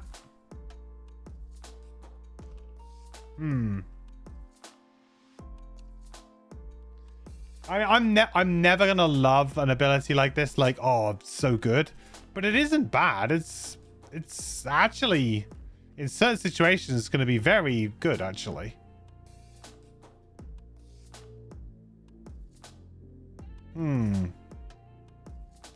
Plus the chill's kind of interesting, because maybe the chill will stop enemies from being able to move away from you as well. But it does say melee attacks. So when it says melee attacks, it doesn't mean disadvantaged ranged attacks, right? So this is, you know, this is good because it means that it won't get triggered by ranged attacks, which would obviously be a complete waste. But if you were to say chill an archer and move up next to them, and the chill stops them from moving away, they're still performing a ranged attack, so it wouldn't actually trigger this. So there could be a little bit of anti-synergy with chill against certain enemies, maybe, but pretty marginal. I quite like this card. I like the fact that we've got a fire generator on the top. So here's the ice one. So Glacial Cocoon. Shield oneself. Chill. So double chill. All attacks targeting you gain disadvantage this round. Okay. That's not too bad. It is double chill on us, though. So that means we're going to be minus 2 move this turn for the rest of this turn. Next turn will be minus 1 move and attack as well. Minus 1 attack as well. Minus 2 attack. But the all attacks targeting you gain disadvantage will stack really, really nicely with chill. Because you can give minus attack to somebody. Give that to an enemy. And then they're also attacking at disadvantage. So minus 1 plus disadvantage. You know, that could save 2 or 3 points of damage. That could mean that you don't take any damage at all. Especially low level. This could be a really effective way of tanking. But if you manage to get chill on the enemies too. So you chilled yourself. You need some way of getting a decent amount of chill on a group of enemies too. Unfortunately, because this is top action, you couldn't play it on the same turn as the big one that chills all of the enemies too, which would be really cool. We'll have to keep a little bit of an eye on this. Like, my only concern with cards like this is that they are a little bit like do nothing, right? I would kind of prefer to being a little bit more active. But there are certain characters that have cards like this that work very well. Bright Aegis is a fantastic card and very playable on the Sunkeeper. So this doesn't quite do the same thing, but it's in the same kind of ballpark that we will start considering it. 14 initiative is our earliest initiative yet as well. So this card might just be playable in that sense. I mean, obviously it needs to be early for this. The bottom is move 6 jump. Chill all enemies move through with this movement. 2 XP and a burn.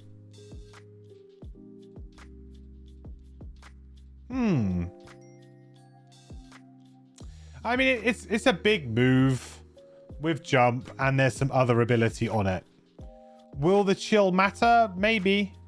Are you going to play it just because of the chill? Probably not. Or at least not at the moment. I don't see a reason why.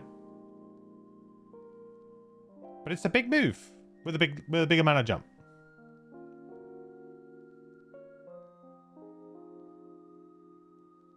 Still haven't seen a way for us to get extra damage against chilled enemies yet. I'm sure something will happen. I'm really looking forward to some sort of way of doing that. I hope there's something coming up that does that. So between these two, I mean, like, naturally, I'm probably going to take the more aggressive. If I was to, you know, talk about X cards, I want to take more aggressive cards personally. So, oh, skipped a few levels there. Hiya, Deck. How's it going, buddy? Yeah, happy Wednesday. Yeah, I think I'm probably siding more towards Reefed in Flame, but this is... I mean, it's a pretty good tank card, to be fair. Thermotherapy. Attack 3, Brittle. Ooh, hello. Brittle enters the fray. Like us some Brittle.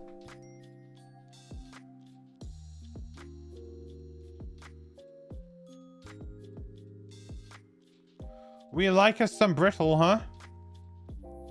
So Brittle, for those who don't know, Brittle is a new effect that's been added in Frosthaven, and essentially the next time that you take damage, you take sort of double damage. What Brittle is.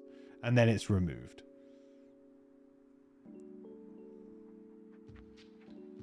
Brittle can be removed with heals, so heal will remove Brittle.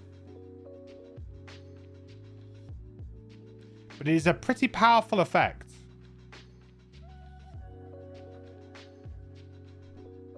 Can definitely lead to killing enemies quite quick. That's for sure.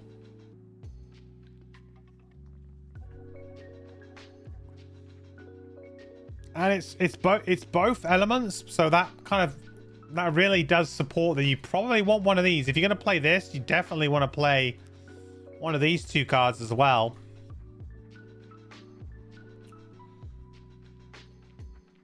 I mean, I haven't played with Brittle much myself, but I can't imagine it being... I can imagine it being good, very good. The 66 initiative on this card is a bit rough because I think you'd want to go super early and then maybe let one of your allies finish an enemy off for you. Apply Brittle and then let them, like, just kill them outright. Could make short work of a difficult enemy. Not sure. What do we think of Brittle, chat? What do we think? Do we like Brittle? I think Brittle is pretty great. It's a fairly... It's I mean, it's not a hugely difficult setup either. We certainly have to play a few more things.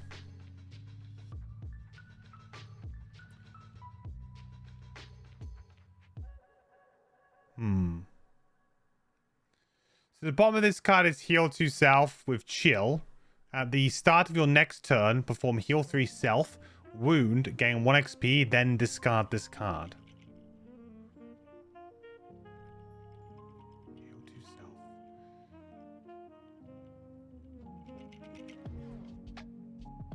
Interesting. So we heal 2 now and chill.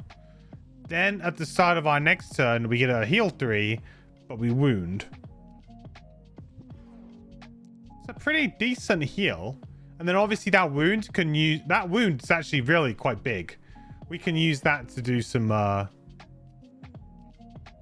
damage.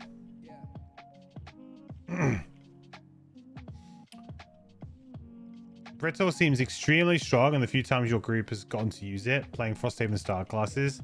Though it interacts poorly with wounds, so you need to make sure you have a plan to use it. Interesting. That's a good point. Because this character has a bunch of wound as well. So in theory, you could have a bit of anti-synergy here. Where you don't want to accidentally wound enemies. Because with wound, it's always really tempting to just spread wound around, you know? When you have wound, access to wound, the immediate temptation is just to try and get wound on everything as quick as possible. Because you know that that's going to give you so much incremental value. But yeah, with Brittle, you really want to like almost kind of like focus a single enemy and say, you know, this is the enemy we're going to go for. Hopefully stack it with poison as well to get like the double benefit from poison as well would be really cool.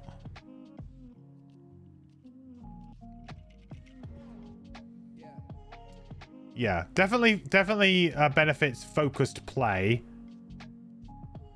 And might have some anti-synergy with the rest of your cards. Or some of your cards, at least. This bottom ability, I think, is actually really quite powerful. Considering that we want Wound, right? Wound is something that we do actually want. So it means that we can kind of play a turn of doing not a lot. But then next turn, we can kind of have this insanely powerful turn.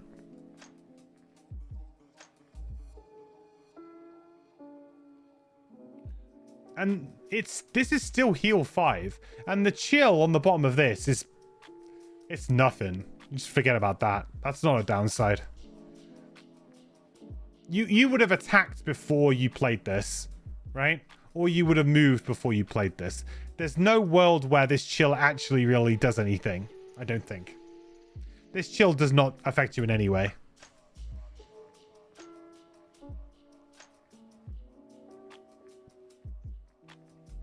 The only thing that this could do is benefit you, because it could, in theory, put you in a position like this. Like if you positioned yourself to do this already, if anything, all it's doing is giving you fuel for the fire. Pardon the pun.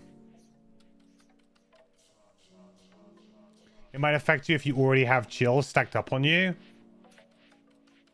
Yeah, I guess.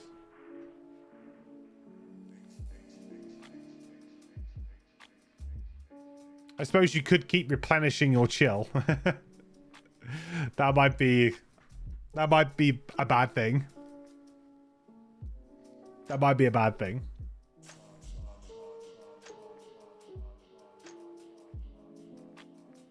I think this card's pretty good. Pretty damn good, actually. And it's the kind of card that's got combo written all over it, right? Both the top and the bottom. It's got combo written all over it. So you just need to find the right pieces. And I'm sure we will find them. Ooh, right. So that's all of the X cards. So let's do perks now.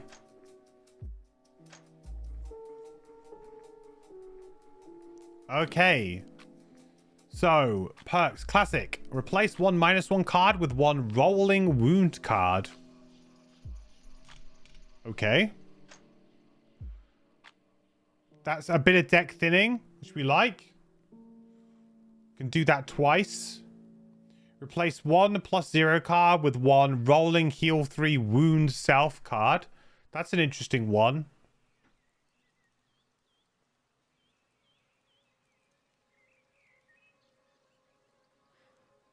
It doesn't really add to your damage immediately, so I wouldn't be like necessarily so hot on that one to begin with. But it definitely feels useful. Replace one +0 cards with 2 rolling fire cards. That would be a bit more useful. This feels like the kind of character where you want some rolling elements, just to give you a bit more flexibility with the ordering.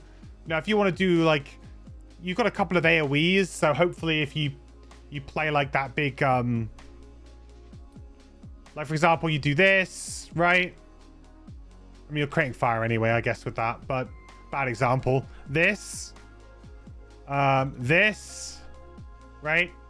This, good opportunities to flip a bunch of modifiers. So, sure. I really want to get rid of more of the -1s though. And all the -2. Looks like we can't get rid of them.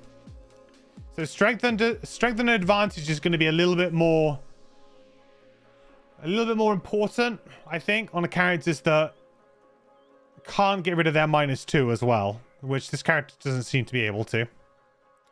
Replace 3 +1 cards with 1 rolling +1 card, 1 +1 wound card, and 1 +1 heal 1 self card. That one's a bit of an odd one, huh?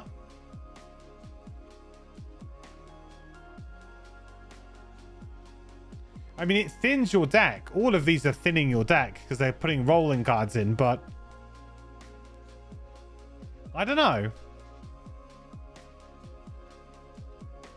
Just doesn't feel like it doesn't feel like a pressing concern to replace +1s, you know? Replace 1+0 card with 1+1 ice card. Okay, well, that's a very simple and easy one to do. Yes, please. Extra damage and free element. Replace 1 -1 card with 1+0 chill card. Yes, please. That's nice and free as well. So both of these, I think. Probably do this one first because you want to get rid of the minuses. Always try and get rid of your minuses first, because if you're doing an attack for 3 and you draw a +0, you're usually pretty happy. Like, you don't do an attack hoping to draw like a +2 very often. Like, you kind of, I mean, it can happen, but realistically, if you do the damage listed on the card most of the time, you'll be happy. And obviously anything above that is a bonus. So getting rid of your -1s is very important, because that can stop you from doing any damage at all to enemies with shield, or just completely blow you out in some way. So get rid of -1s for sure. Replace 1+2 card with 1+3 chill card. Again, this one feels a little bit win more to me, but not one that I would do immediately. But it is plus damage, I guess. But add 1+2 fire or ice card. Yeah, that's not thinning your deck, that's adding. But it's not, that's a pretty good one though. With strengthen, pulling something like this, you'd be happy with that. Add 1+0 brittle card. I mean, brittle's very strong.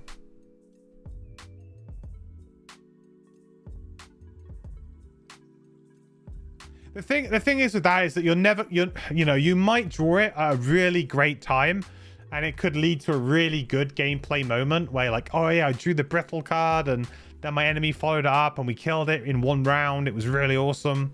So it feels like there's going to be some fun that this card brings about, but perhaps just like, you know, it's too RNG. Like, if you draw it at the right time on the right target, especially when you have so much wound kicking around, like how often are you going to draw this against the enemy that has wound?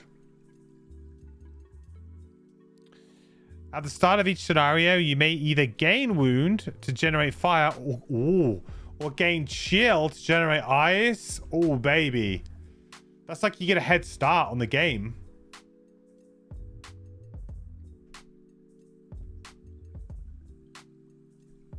That one's kind of cool, right? I like that one a lot. That gives you like a running start. It means you can immediately go into something that's pretty strong.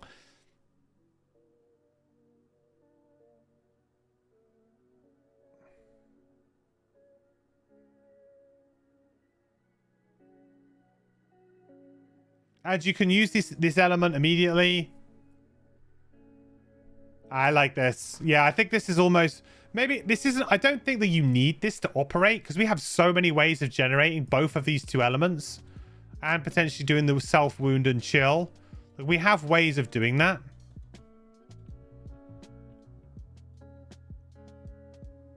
So it's not like the kind of perk that I would run out and get straight away, but it's also just, I think, very versatile. Allows you to have an explosive first turn for sure. Until a demon consumes it and you give them a head start. True. I guess you would opt to not do it. It does say you may. So if you're against flame demons or frost demons, I mean, frost demons might not be so bad, but flame demons, yeah, maybe not so much. Ignore negative item effects and add one rolling create element card. So either fire or ice. That's, I mean... Hey, if you have this perk and you are a little bit more of a tanky character, I think that you're probably going to use these items. So, sure. You get to use those items and you get a little bit of a bonus on top, which is a nice rolling card.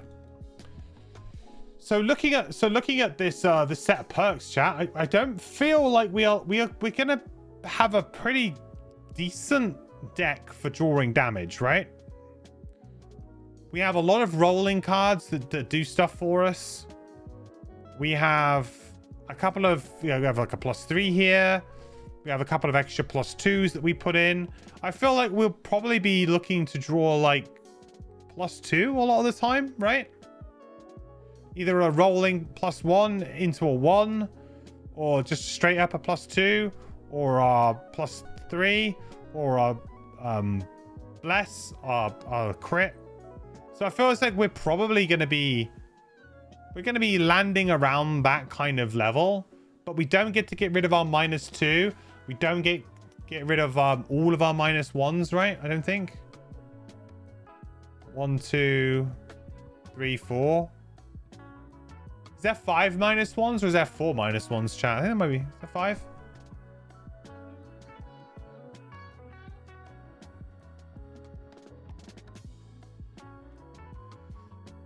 Five, right. Yeah, I thought so. So we still have 1 -1. So we have 1 -1. We have a -2. We have our miss, of course. We can mostly get rid of our +0s, which is quite nice. Right, that's 1, 2, 3, 4, 5. I think there's more than 5 of those guys, though, right? Isn't there like 10 of them or something? There's more +0s than there are anything else.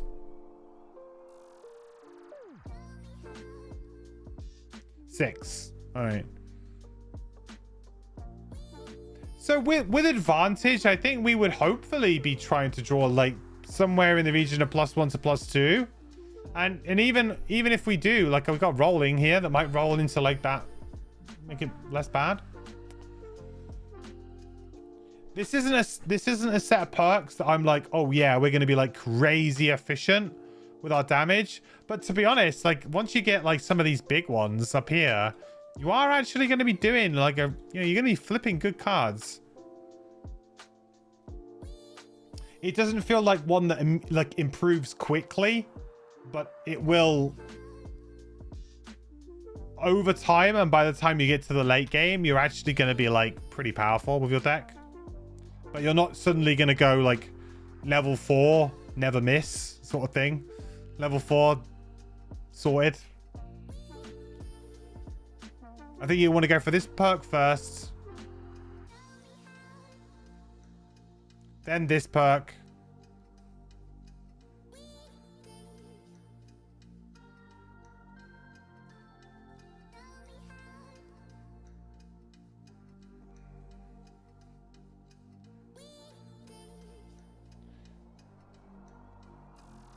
Then probably, well, you might have even got this one already, to be honest. Then probably rolling. Probably these then. Actually. Or these maybe. Drawing that +0 brittle is going to feel real nice. Well, it is and it isn't, right? Because you have to draw it at the right time and on the right target. That's the thing. That's the thing with brittle. I liken it similar to... What's it similar to?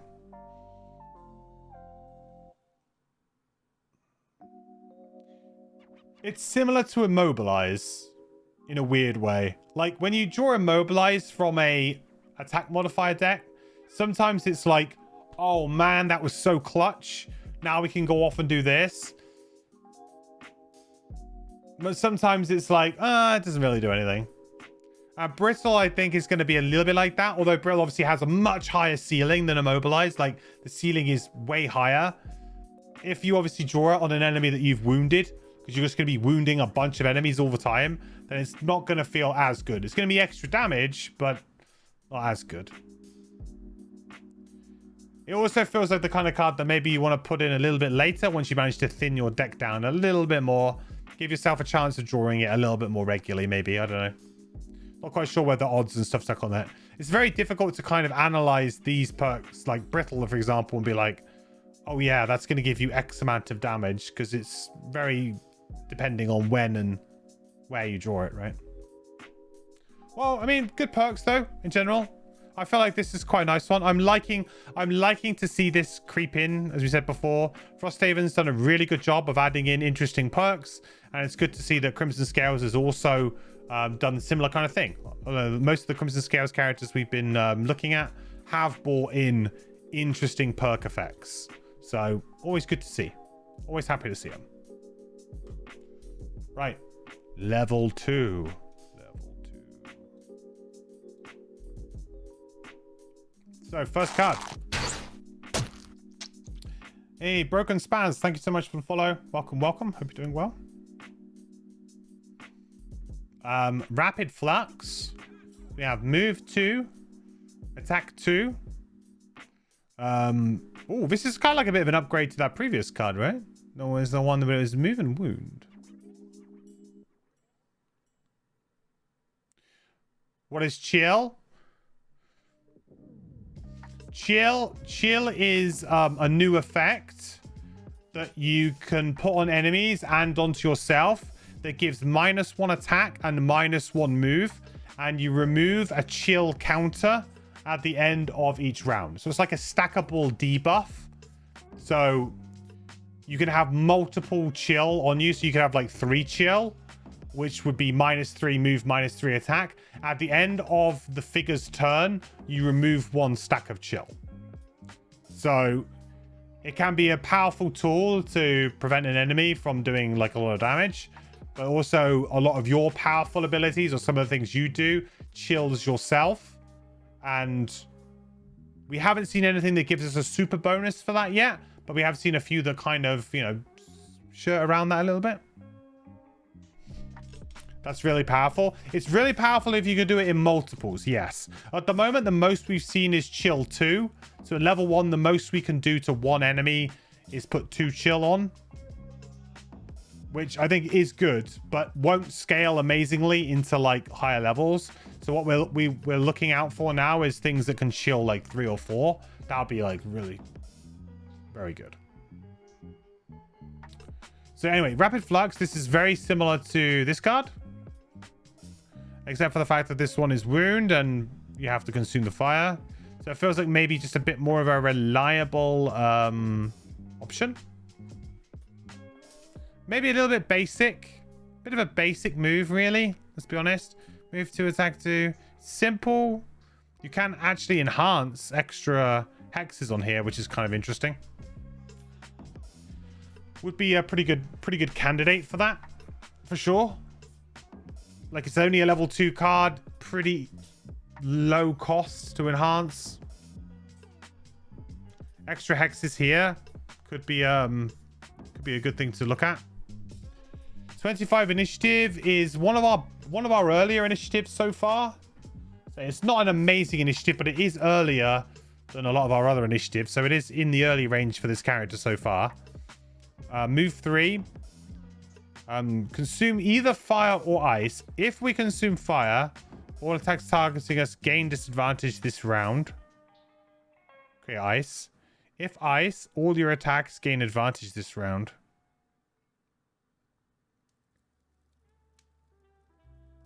Okay, so this is another choose one. It's presented in a bit of a funky way, but essentially consume either fire or ice. If you chose fire, all attacks targeting you gain disadvantage this round. Create ice. If you chose ice, all your attacks gain advantage this round. And what's interesting about that is that they're kind of those two elements are kind of counter to each other here than they usually are. So far, ice has been the more defensive element, whereas fire has been the more aggressive element. So this gives, if you're playing the more aggressive build, or you're playing a more aggressive playstyle, this gives you a reason to still create ice, not just create fire every time. Because now you can get advantage and you can create fire. And this will work really, really well with Skewer, right? So well, because it doesn't consume what you want to use. So hopefully you consume the ice, then hopefully you have the fire left over and you make this 3 and attack 3 things for a 3 with advantage.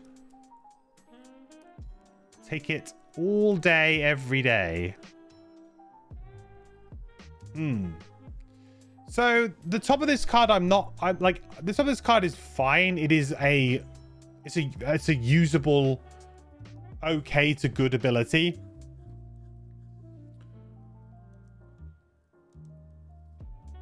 But it's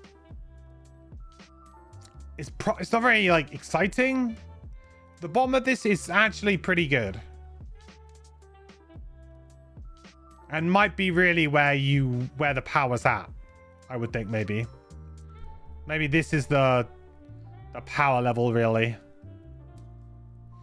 Let's look at the other one. So homeostasis.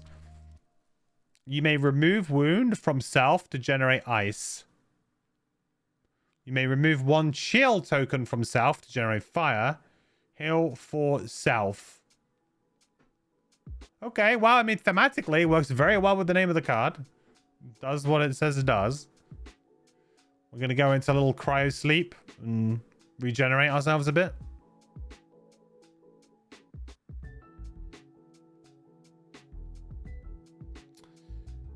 "12 initiative, attack 1, chill wound" on the bottom here. Well, 12 initiative, that is our lowest initiative yet. And attack 1 on the bottom with a chill and wound on it. I mean, that's pretty good too.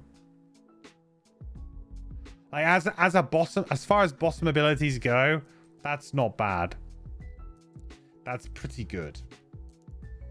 Now we've got a way of using that advantage that we might have gained through that other card that I wasn't hugely high on at the time. This one.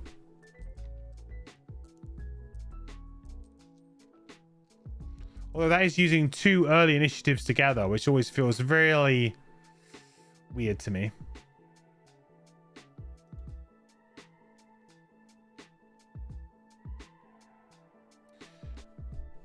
I think you've got an interesting choice here at level 2, chat. I don't think you've got necessarily like a slam dunk pick here.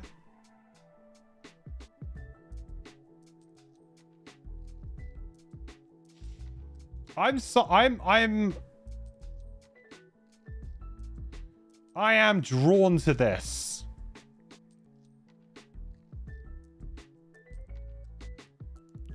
I am drawn to this.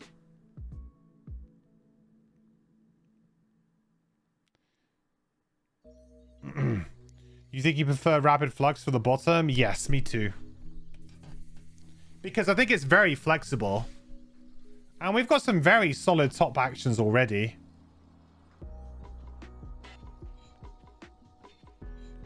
And the top is usable in a pinch. You know, it's not, like I said, it's not super glamorous. But if you were to enhance the hell out of this, you know, you basically use this ability for most of the time, and then later levels, maybe you've enhanced this a bunch, and actually now it looks really good. You know, move 2, attack 2 on 4 things. That's going to look really good eventually. Right?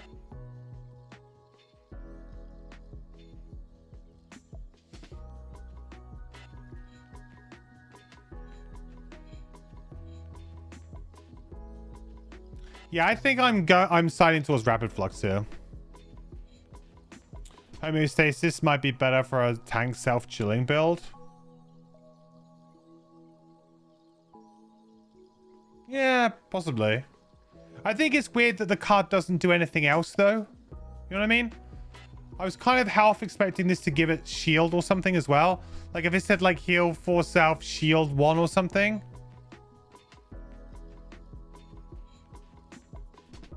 I don't know. Like, as an effect, I don't feel like this is particularly powerful. I don't think that this is particularly powerful. Unless, of course, you've got, like, a crazy amount of chill. So, this is better than this. And then it's just heal 4, which is...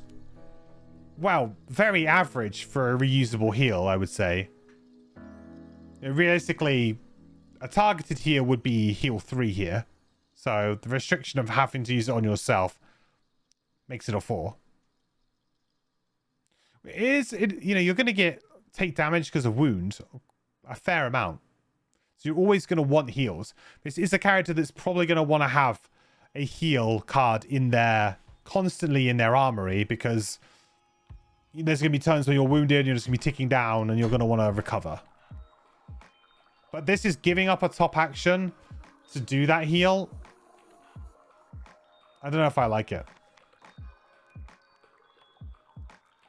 I think I'd be going with Rapid Flux. I think this bottom is just so versatile. And the fact that you can kind of like, you can filter an element here as well. Even if this doesn't give you anything, right? It's a way for you to change fire into ice or ice into fire very cleanly and easily. So at very worst, it's a filter, which is still pretty usable. So yeah, I think I'd be going for Rapid Flux. All right, level 3. Frostbite. Attack 4. Add Pierce 2 and gain 1 XP if the target has 1 or more chill tokens. Hooray! There it is, chat. I said, I really hope there's some cards that care about the enemy being chilled. There's one right there.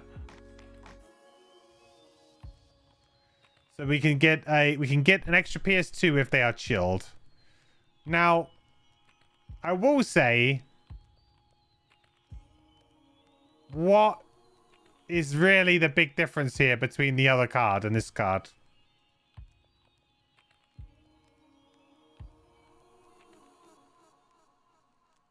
So this is potentially attack 4, PS3.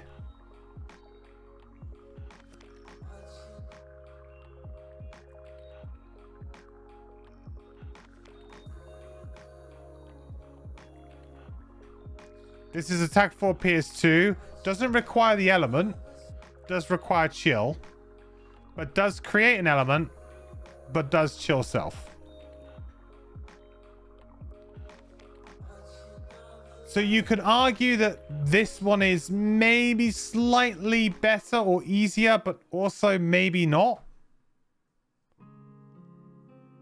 They're probably fairly similar. And to be honest, I'm kind of surprised. Because you've got two very similar effects here. And my experience with like Pierce is that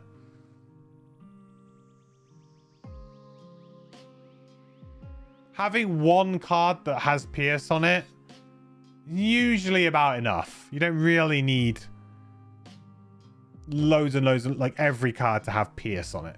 You really only need 1, maybe 2 cards that have Pierce on it, or the option of Pierce.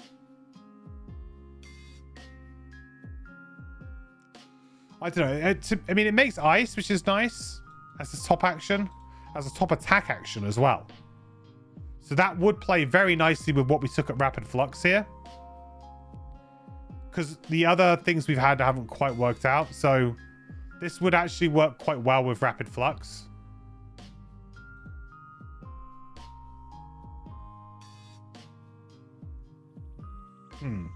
Interesting. 62 initiative, not really playable. Chill, target all enemies with 1 or more chill tokens. Okay. Give everybody extra chill. Chill, target all enemies adjacent to at least 1 figure with 1 or more chill tokens. Okay, so spread the chill. Everyone's getting real chill vibes. This is yeah, boy. A little bit spicy. A bit spicy.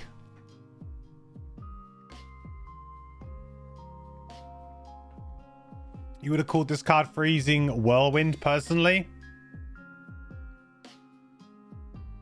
I think Frostbite's a good name for the top of the card. The bottom of the card, yeah, it does feel more like a chilling wind or something, you know?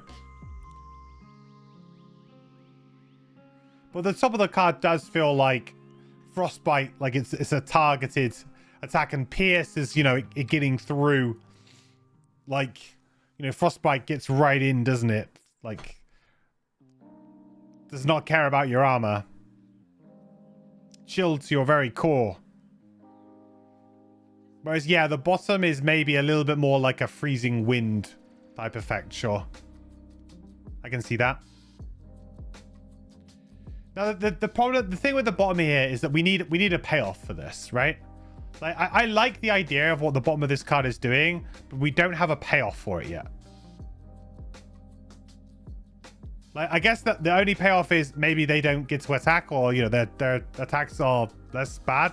But an effect like this is not very good, generally speaking. If we were to, so for example, cards that say burn this card, you and all adjacent enemies take no damage this round, are only playable in very unique situations or circumstances, right? They're not cards that I particularly think are very powerful, but they have their use. I've won scenarios because of them before, but they're also not a card that I'm like on the first turn, let's burn it, baby. You know, it's a card that you keep there, and if it comes to it, you might need to use it depending on the type of scenario, style of scenario, and everything like that. This is significantly worse than that ability if you're using it purely for the debuff that chill gives you. Significantly worse than those styles of abilities. So there has to be a payoff here, and I'm hoping that there is some kind of Cthulhu-esque ability that says, like, everyone with a chill take 3 damage. If that's the case, this could be a really fun card and could be a really cool ability, but we haven't seen the connecting piece yet.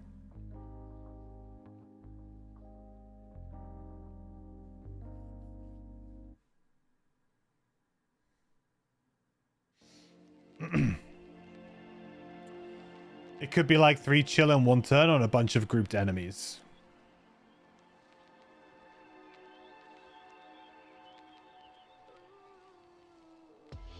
The thing is getting the chill out to begin with, I think, is hard enough. Like, at the moment, I'm not seeing it. I don't think it's gonna be as much chill as we think it's gonna be.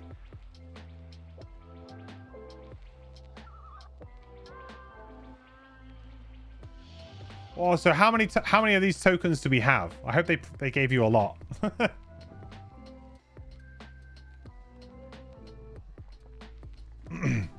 If you combine this burn with the other AoE chill burn, you could like chill lock a pack of adjacent enemies. Oh, the one that allows you to, yeah. So you kill something, put chill on everything, and then use this to then propagate the chill even more. So then everybody gets 2, then everybody gets 3. Yeah, that's a good way of getting like 3. Actually, you're right. That's actually a pretty clean way of getting like 3 chill onto quite a lot of enemies, right? So you kill something in the middle. The problem is the initiative of this turn is awful, right? But essentially you kill something, or, well, you do 5 damage to something. Everything gets chill. So that's 1 stack of chill. Hopefully on a good amount of enemies, right?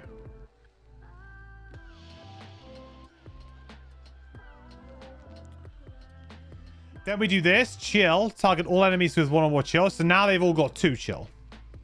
Then we do chill, target all enemies adjacent to at least 1 figure with 1 or more chill.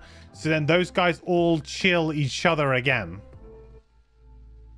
And any enemies that maybe weren't originally adjacent will also get 1 stack of chill. So you could, in theory, end up with a group of, let's say, 4 enemies with like 3 chill on them, which means they're going to have -3 move and -3 attack on their next turn. Then it'll go down to -2, -2, then -1, -1. I still feel like I want to see a big payoff for this, but I do think that's not bad. That's a pretty good way of dealing with a big group of enemies. It's an interesting way of doing it.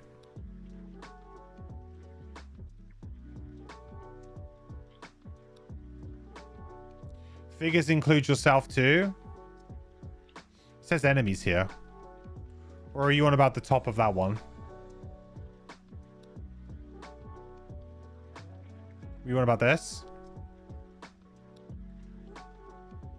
Both cards stipulate enemy.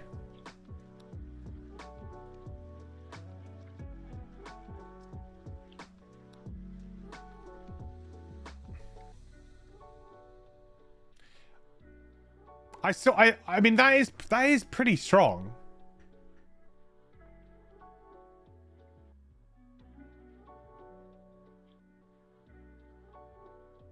It's quite an investment though, right? You only got 10 cards. Feels like quite an investment. But certainly like going into like a final room or something, maybe you just do it.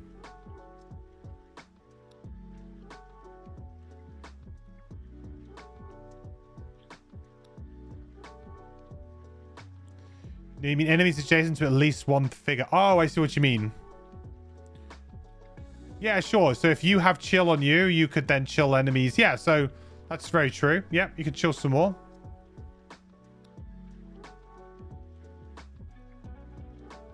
The thing with chill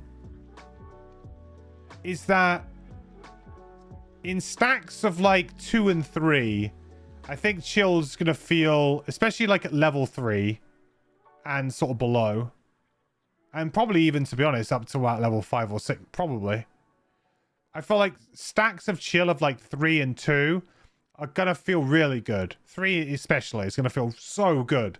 Like it's going to feel like the enemy is just not doing a lot. And it will nullify a lot of what the enemy is doing. A huge amount of what the enemy is doing. But like chill 1 to me just feels it is like an extra model. It's like model plus. You know? But where chill really comes into its own is in chill 2 and 3, where those enemies are literally they're basically disarmed or stunned. They're almost basically stunned if they're attacking style enemies. Of course, chill's not going to work great against enemies that don't do that. They just heal their allies or summon or whatever, you know? There are certain enemies that chill is going to be weaker against. What I would love to see is I would love to see a big payoff for this. Some way that we could like do damage to all enemies that have chill or something, or all figures with chill take some amount of damage, but then you remove all the chill, maybe to like balance it. I don't know. But we'll keep pressing on. But that kind of ability I think would be really cool, because then immediately I'll be all for this. Then I think at the moment I think it is actually pretty damn strong, but we would have to like not burn any cards to then maybe do a double burn, and it would be a very strong kind of 2 or 3 turns in a room because of it. It would be. But also it could backfire on you if the enemy is doing no attacks and what have you. So let's look at the other lovely Bone Chill. One adjacent normal or elite enemy gains chill tokens equal to the number of chill tokens you have. Then remove all chill tokens from yourself. Nice. All right, this has got combo written all over it too. I like this. Didn't Nit say that he got himself up to 8 chill at one point? Give an enemy 8 chill. Attack 3 plus X, where X is the number of chill tokens the target has. Oh. Note why this says one adjacent normal or elite enemy rather than... Imagine if you could do this to a boss. Jesus.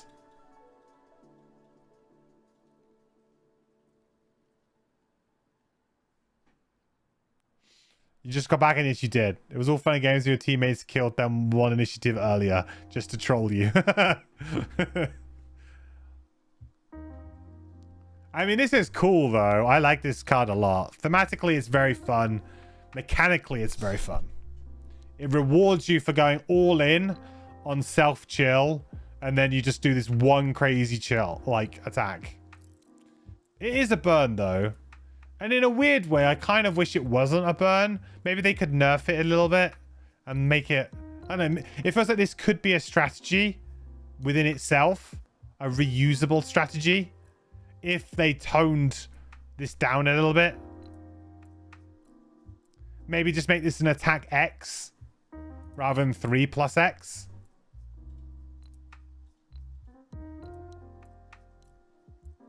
Because getting up to 8 chill has got to be quite a lot of investment.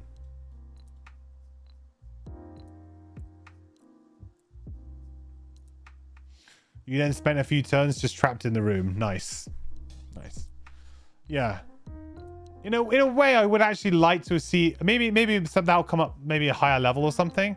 But I would like this card to be a bit more of like a build around me card, like some kind of like perpetual reward where we will get to do this multiple times.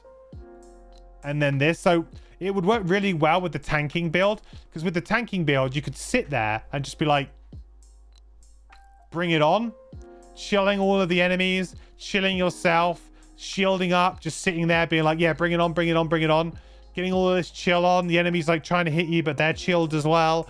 And then once the kind of like the dust starts to settle a little bit and you can go, right, switch gears. I'm going to use bone chill, remove all of my chill tokens, hit something for a bunch, then like, you know, position into the next room, and you're like, you can cleanly move on to the next room and into the next phase without having that lingering chill that's going to, you know, affect you maybe for the next 3 or 4 turns, like as Nitz describes, where you get stuck in a room or you end up having a couple of bad turns afterwards because you can't deal with it. So I don't know, like I kind of wish this was like just like an attack X and nothing else.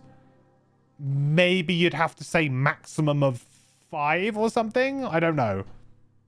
Maybe you would.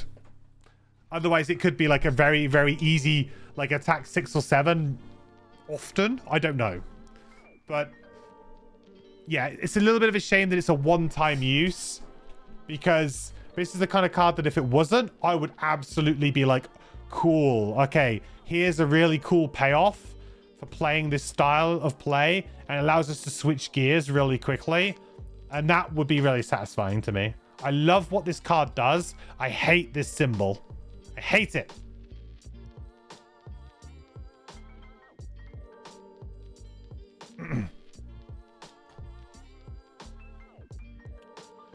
In testing, people falling into a chill trap was the biggest challenge on the class. Interesting. Some of the level 1s and X's need to get swapped around so the players would stop leaning too heavily in self-chill more than they safely could on their first attempt, which I found fairly interesting. Well, I mean, people...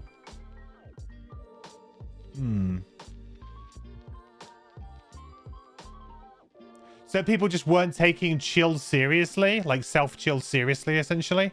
As like, this is actually is a drawback if you get too much of it.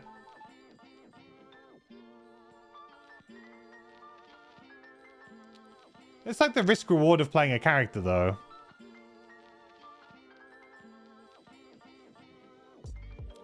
High levels of chill, non-loss seems hard to balance as you're adding multiple turns of heavy CC.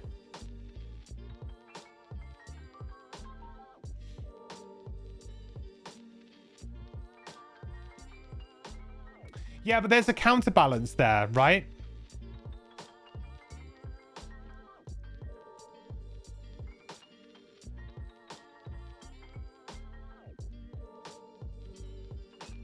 Well, it's the, yeah, but it's the counterbalance, right? If you attack something for 6 or 7, I mean, yeah, fair that it would be, but you've spent a lot of turns to build that up, right?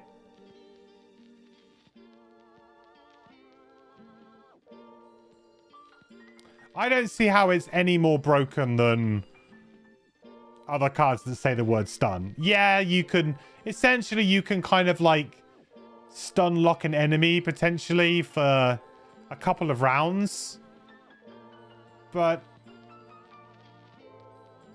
you're having to do a lot of like self-chill in order to do it in the first place. Like there's you might be taking some suboptimal, not great turns yourself.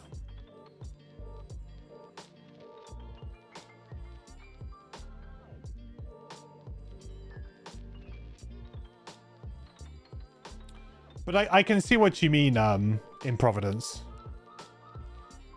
Like if you could essentially, if this was like, let's say on average you had 4 or 5 chill. Let's say something like that. 4 or 5 chill. That's essentially -5, -4 move, -5 attack, -5 move on an enemy. So maybe you attack them for 5, and then essentially they probably can't do anything for the next round or for the next turn. Then they can't do anything for the turn after that because they'll be at -4, -4 still. then they'll get down to maybe -3, and then maybe they start to do something a little bit, but again, probably quite easy to outmaneuver them. So I can see what you mean. It would seriously take an enemy out for multiple rounds if it wasn't a burn.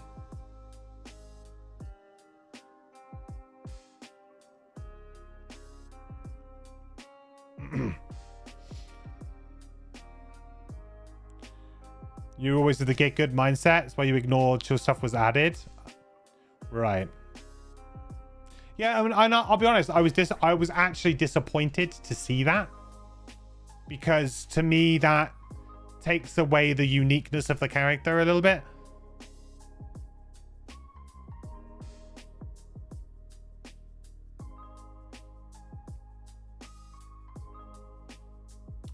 I mean, yeah. I mean, I just think that you have to plan your turns out.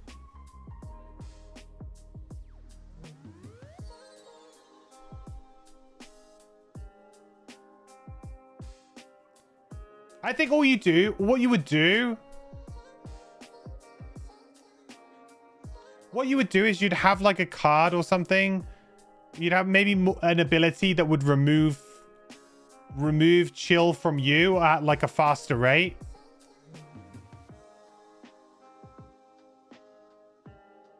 Here's what I would do. If players were struggling to deal with chill, could you not like... Well, I mean, maybe this card exists at a later level, so we might just be future spoiling ourselves here. But some kind of like passive ability, like just make a passive burn that says something like, you may remove 1 chill at the beginning of your turn, or something like that, you know? And then essentially you would... If, for example, you chilled yourself for 2 with that passive ability, you'd remove 1 chill at the end of that turn. Then on the beginning of the next turn, you could remove the 2nd chill, and then you basically be chill free. And that would stop people from maybe chill locking themselves completely. I don't know. But we'll see. Maybe that kind of thing might exist later on. But I would come up with something like that. Some kind of like passive burn that eases that for players who struggle with it without having to tag lots of things onto lots of cards. You know, try and maybe create 1 card, a little bit like how you have like Shaping the Ether for Elementalists, right? It's a card that I personally don't use the bottom of to create an element, because I like to try and generate the elements through the movement and through the card flips and everything. Like, that's part of playing the character for me. But it's there as an option for players who might want to play a slightly different build or an easier build, or have a little bit more control over their stuff, right?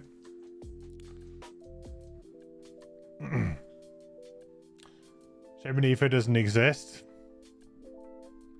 Not for most people. Well, the top does. It's very good.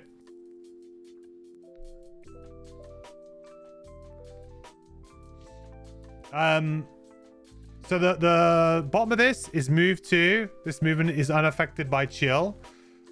Okay, chill. Target one additional enemy. Make ice. Pretty simple.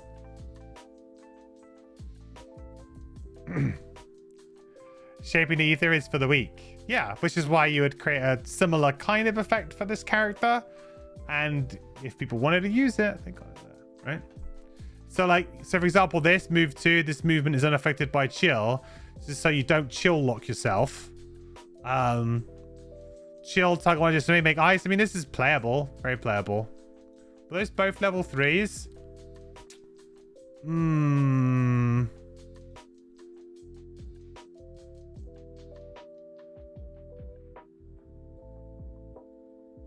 To be honest, I think I'm probably going Frostbite here.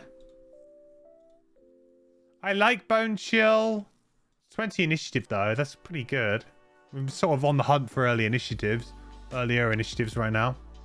But I don't know. This is one of those things where, to me, this might have some crazy fun combo potential later on. We don't know, because obviously we're doing this for the first time. But if it does, then this is definitely something I'm interested in. If nothing crazy comes about with this, then maybe you just take the safe ability, which is this. I don't know. It's pretty close, I think, between these two.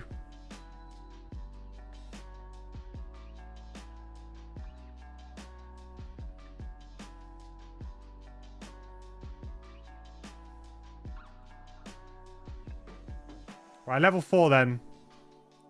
Torrid Blast. Attack 1, wound. Wound self, fire. Attack a bunch of stuff. A bunch of stuff.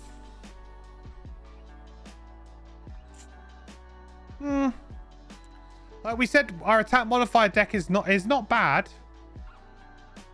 We can pretty reliably hope to be drawing sort of +1s and +2s, hopefully, especially if we get strengthen for sure. So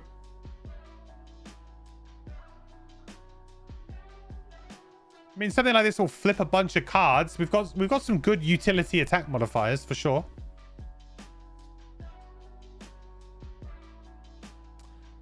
The problem with a card like this is that I've seen it on other characters before and I've not really played it.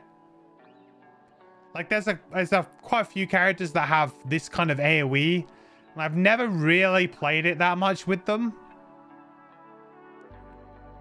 But it is probably an upgrade on some of the other like attacks that we've had before.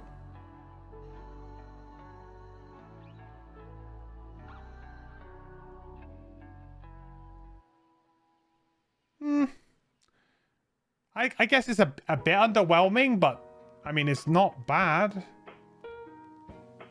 And we are a melee character at the heart, so maybe we are a little bit more positioned to do this kind of thing. Like, I'm just thinking, like, I never played the Spellweaver one. Never played the Elementalist one, really. Trying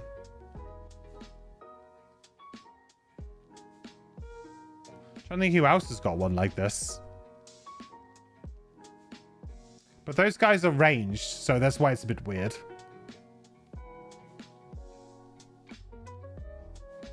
That's because the Elementalist one was opposed to a 7 hex AoE.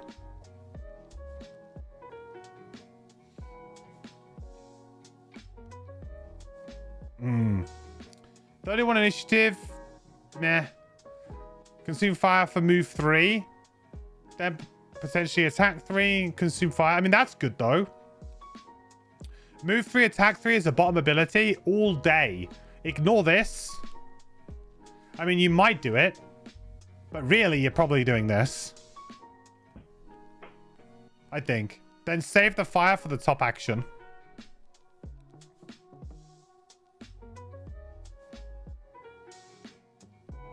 Of course, if you're starting your turn next to an enemy, then this is also very good, like 2 enemies, but I see this most of the time being a move 3, attack 3, follow it up with some sort of insane, you know, attack 4 with advantage, chill effect.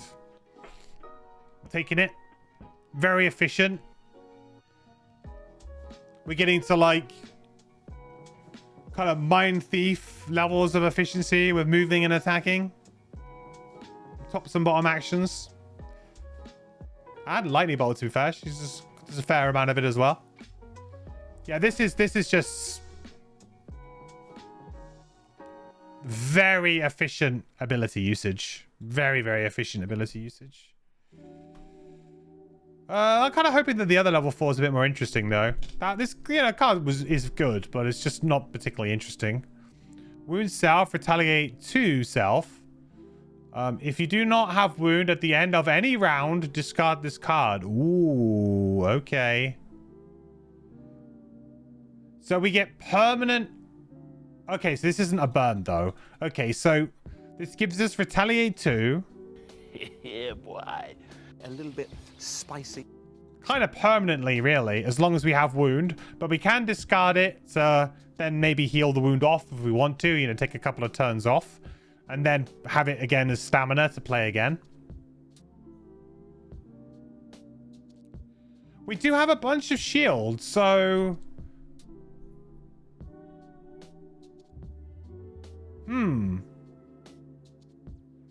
There's also that other bottom retaliate card, right? So we could have like retaliate 4. Oh, there's the one that also wounds us. I mean, keeping wound on you is really easy. Really, really easy. It's not hard at all. Got plenty of cards. We have plenty of cards that heal us, but then also apply wound afterwards. So this is not difficult.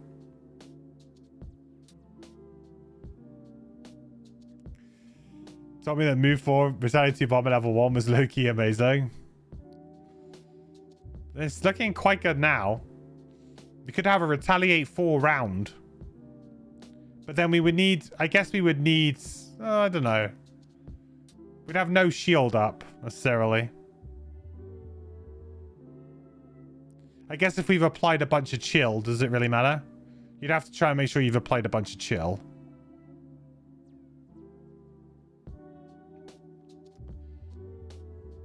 Yeah, this is like...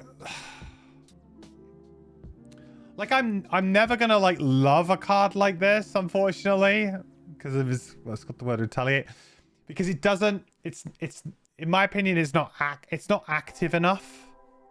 But the thing is that this does a good job of kind of taking away a lot of the downsides of these types of cards. Like, usually the downside to something like this is that it's a burn. It's a one-time use. You know, those are the things that kind of ruin it. But because you can replay at any point, it's a fairly low-risk kind of ability. You play it. Hopefully you get a bit of retaliate out of it. If you do, great. If you don't, it's not like the end of the world. It's not a bad card to play like at the beginning of a room or just before you go into a room sort of thing.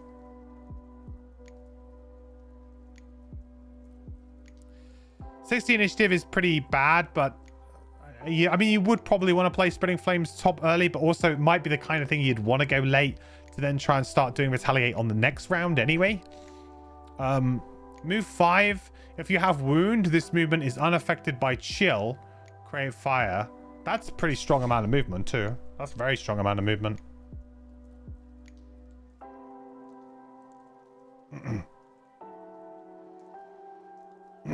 Starting to look like a tank retaliate and chill build. Could be real fun. Yeah. And the wound is kind of there to kind of like balance it all out. That you're still taking some damage because of the wound. Can't go completely. You still have to heal up some way. The thing that I really want is, yeah, we've got like a decent way of chilling. We want to chill a bunch of enemies kind of quicker, I think. We've got a couple of burns that obviously allow us to do like a couple of really good turns of chill. But I'm looking for something to really give us a reliable, like if we could play a passive ability that says adjacent enemies have chill or something. Like some kind of passive ability that says like, if enemies are adjacent, they have 1 chill. Like you kind of like radiate chill. If they move outside of that range, the chill disappears. But if they're next to you, then they have the chill. Then that would be really cool, because then it would combo with a load of other stuff, and it would be fairly like balanced in the sense that, you know, enemies could move away, or if you push them away, they don't have the chill and stuff like that.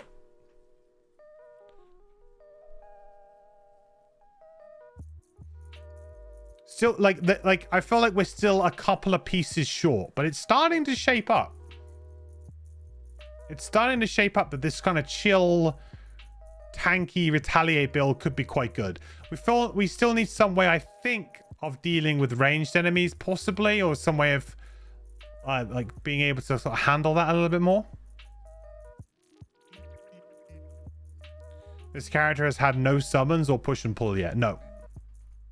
And to be honest, I'm not sure if we would. I mean, I could see maybe this character getting a high level summon that has like chill on an attack or something.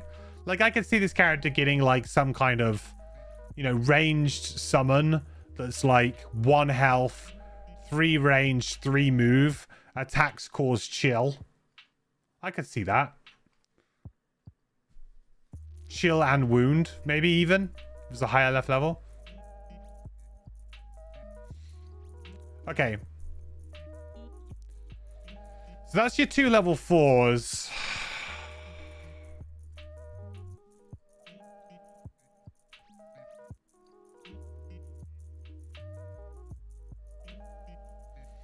I think the problem that you have here at level 4, a little bit, is that again, this character this is a very efficient bottom ability. And a very decent top, well, it's a decent, but it's a good, okay to good top ability here too. The upgrades a bit cards that you already have, right? It's a very easy thing to say, oh, well, this card kind of replaces this card.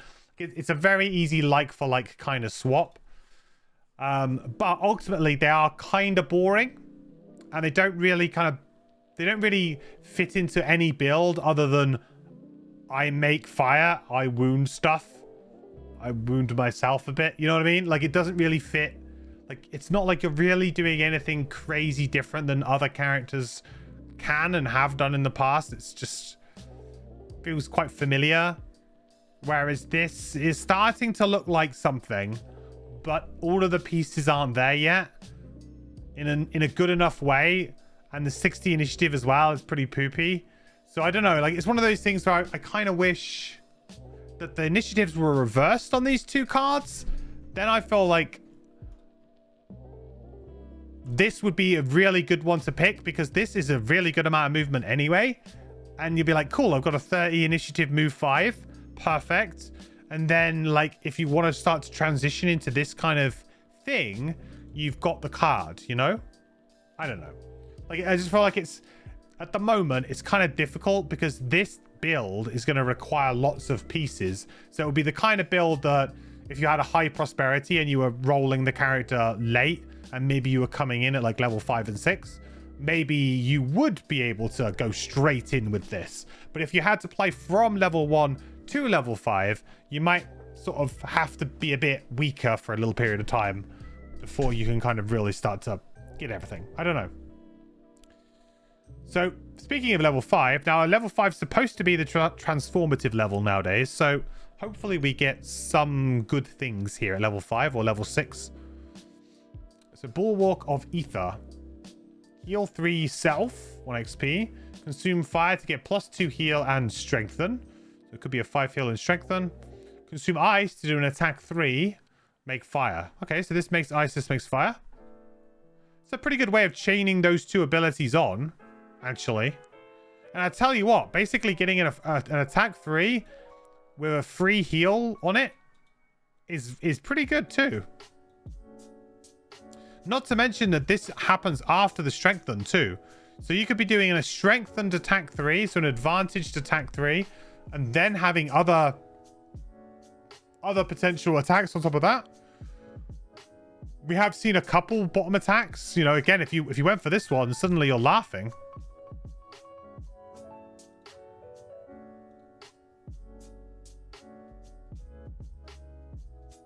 $15 initiative as well. Really good initiative. Is this the lowest one that we've had? Or we think we might have had a 12, didn't we?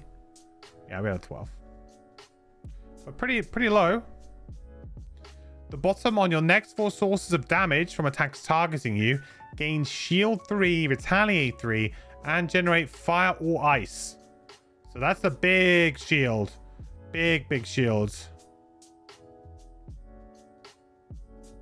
Big burn shield.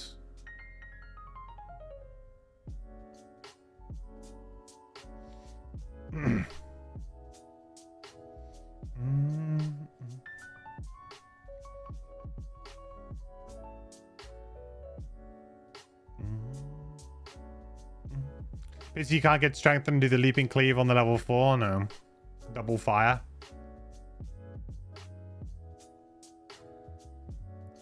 So what do we think about this bottom? I don't think it's too bad. Like, I feel like if you're playing like in two player, 3 player, I think it's okay. Like in 4 player, this is gone in a round, but if you manage to do, you know, 12 damage, that's pretty good.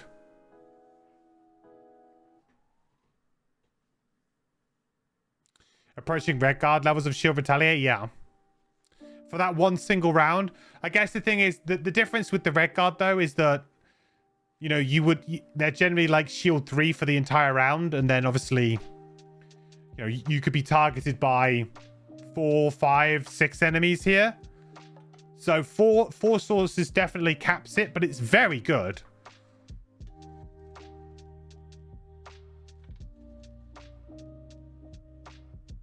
Pair with a previous level 4 top. What, with the extra retaliate to go even retaliate even more? You sure? Wasn't there what there was a thing that we had to give a disadvantage as well, right? I think that was a bottom ability though. And we definitely took that card. We took this card, so I do feel like this is the best level 2. Probably for both builds, really, right?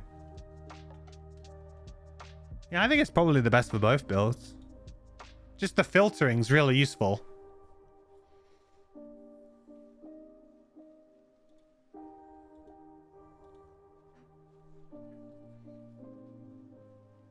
It's a bunch of shield. We'll have to be careful about burning too many cards, but I mean, we got 10. Yeah, we're not like this wasn't a burn, right? So that's 1, and then we may be looking at some of the ones that gave a lot of chill. Could potentially be burns that we would use, but you probably don't use them all together. The vampires that turns when your shield is so high you don't even trigger this.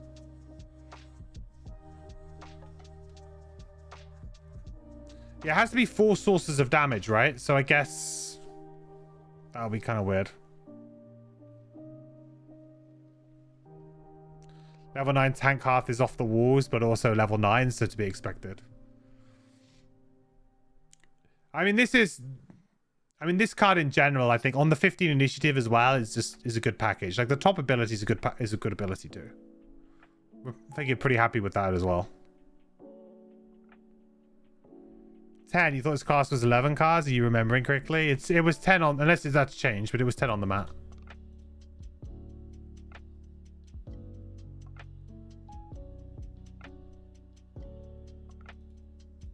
We can wear armor too, so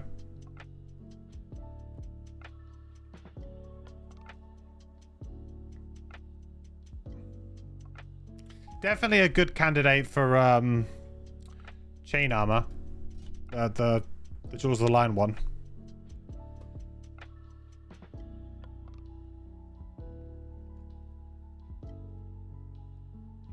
Okay, what's the other level 5? I like this though. Like in terms of going for this build, this tanky build, this is definitely the one you want, right? Pressure Spike. Attack 2, Brittle. At the start of your next turn, perform attack 4. XP. Oh, but it's a burn? Ugh. I mean, Brittle is great, and we've seen it before. And we've got a modifier.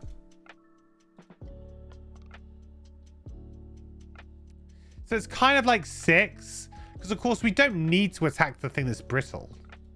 But we would have to start our turn. It is at the start of our turn, so we'd have to be next to an enemy. I don't know. This one seems a little bit too cute to me. I guess you could go super late. Pair it with something really late. And then just go early. I guess that would work.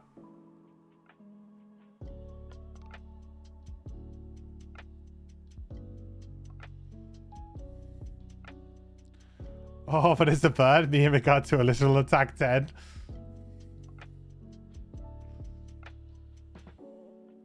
Not good enough.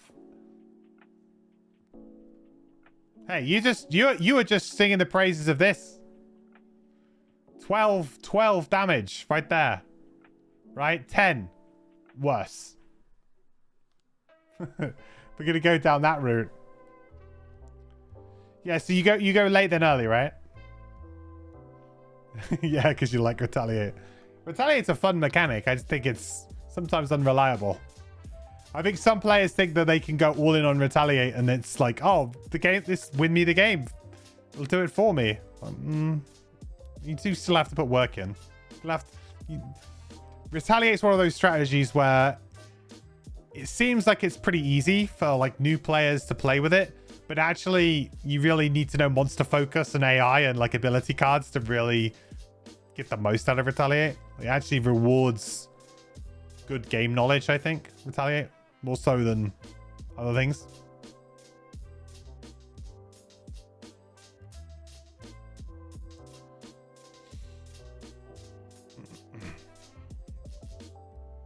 Can we reliably go early enough to get this attack off? You don't think it's worth a burn? I mean, our other earliest card was like a 12 that we might have taken. Maybe not.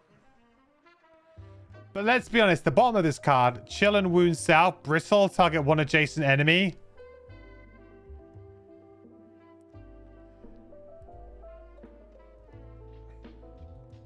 Are you going to immediately use the Brittle? Granted, it's on a mare initiative, but I mean, what's some of our like pretty decent single target attacks? What's their initiative on those? 21? I mean, that's probably fine, right?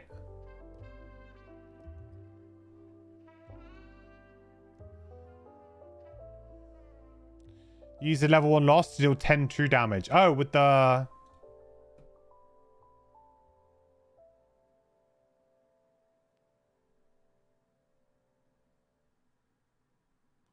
Where the, I guess the initiative is not...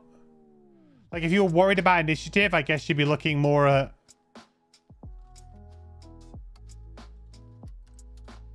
More at this kind of thing.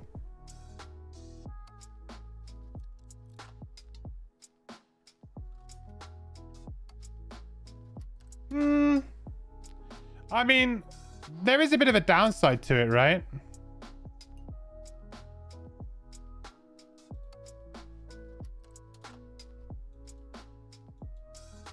There is a little bit of a... Like, it's not the easiest thing in the world to pull off. And chilling yourself, of course, is like now -1 off your attack. So that kind of sucks. So it kind of like, it nerfs Brittle inherently.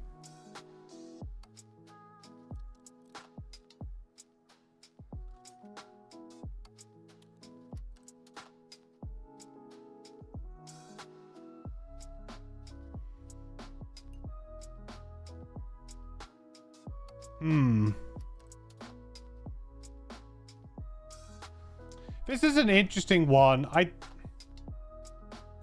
don't know if I'm a huge fan of... I'll be honest, I don't think I'm a huge fan of either of these two level 5s in terms of like sort of design kind of wise. If you catch my drift. I'm kind of disappointed. I'm not seeing more to do with the chill, you know? I don't know what I was expecting with this character. I thought maybe they might be a little bit more complicated, but the character seems to be like fairly straightforward. I'm kind of disappointed that we're just not getting more stuff relating to chill. Like, we had that awesome card, and that really was like, this card was like, this is how I want to play this character. But I don't want just one card that does it. And I haven't really seen anything since.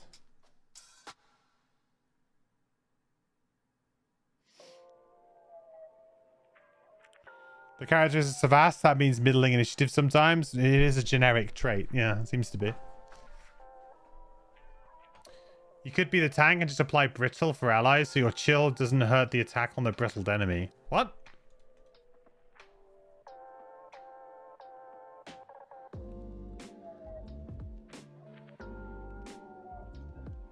Oh, I see what you mean. Just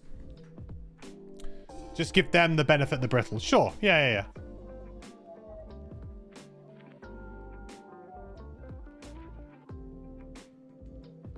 Do you think partly to do with that is this isn't the first class to use chill? And likely the last. Oh, okay. So chill isn't like his mechanic. It's actually a like a negative condition that's being put into the game. Kind of like Rupture.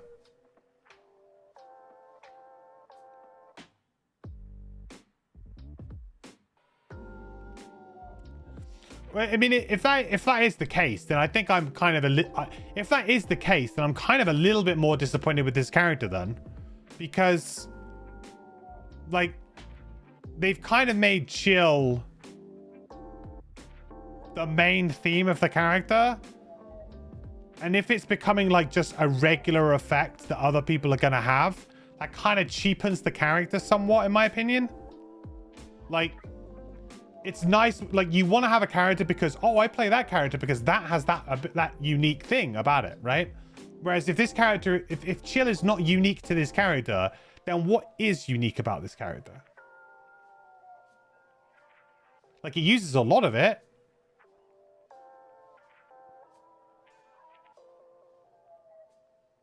Like, the other theme is just elements, which, been there, done that, you know?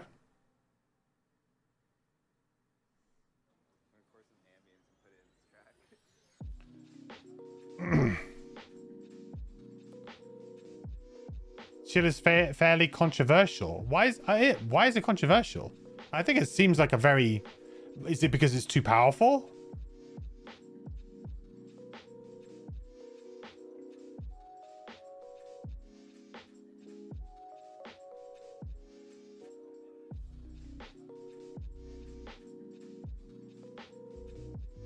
Because it's impossible to balance if many classes use it. Right, I see.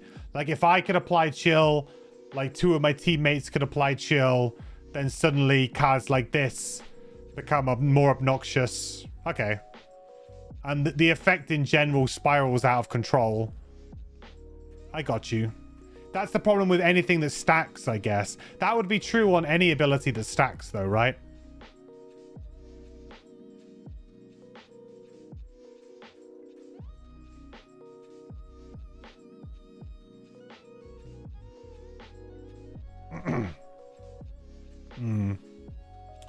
Two main themes are element duality and condition duality. I mean, like, maybe I just need to see some of the another chill character. I don't know. I just feel like as an introduction to chill, it's slightly disappointing so far that there isn't a card that does that. I mean, maybe there will be later on, but like, I'm just thinking, like, you know, this is good and everything. Like, it's going to be a fun tank build. This character looks like it's got a nice, kind of interesting tank build that's a bit different. A little bit off the wall. And obviously Brittleism is something that I haven't got to play with a lot. Or at all yet. So, yeah, that'll be fun. Out of these two, it's probably this one. Bulwark. Why don't they just cap it at 3 or 4 then? I guess they don't want to hurt certain characters that can use it. But then... They don't want to nerf characters that do use it. But they don't want to, you know, wreck them for the whole game experience. I don't know. It's a fair point. They could do that.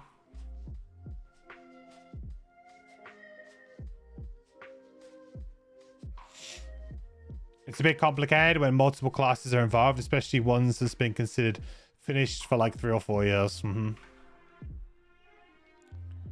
Okay, so level 6, Snap Freeze. Attack 4. You may remove wound from self to target an enemy within 3 hexes. Consume ice to get +1 attack and add chill. Okay, so this could be a really nice like attack 5, range 3. Essentially, but not technically a ranged attack.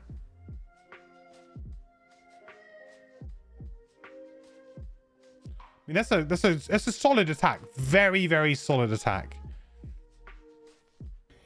Yeah, boy. A little bit spicy. Okay, so the bottom of this card is where everyone's excited. 8 initiative. That's the earliest initiative we've had. Shield to self. Chill. If you do not have any chill tokens at the end of any round, discard this card.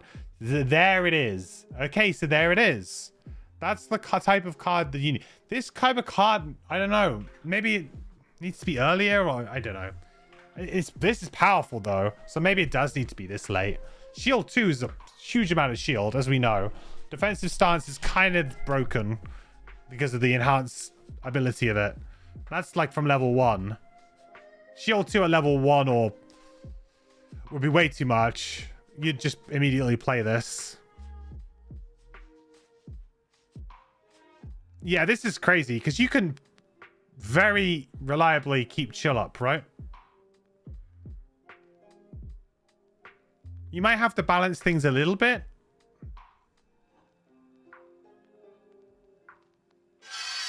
Might have to balance things a bit more. But you should really be able to keep chill up pretty reliably. Remembering that chill falls off at the end of your turn. So like that one chill that you put on there is, you know, you're really going to need to add chill with the top action as well. So your top action must also chill you when you play this, really. Otherwise it's a dead end. Here's Katana. Thank you so much for the resub, buddy. Thank you for using your Amazon Prime sub here. I appreciate it, my man. 6 months now, half a year. Hope you're doing awesome, dude. The quest continues, my friend. Good to have you here. Hope you're well, man. You're only giving one chill. Makes it harder to use round one, but you can build around it quite well. Important to note, even if you end with 0 chill, it will stay on you for the round at the least. Oh, I see. Yeah, that's a good point. So you could go on. So in theory, you could almost just treat this as a shield 2 round effect if you really wanted to. Like in a pinch, you didn't have any chill. You could kind of just play this as a shield 2 round effect. You know, which is still pretty good. Yeah, if you pick your timing right, that's good enough. Obviously, I think the fun is to try and keep it.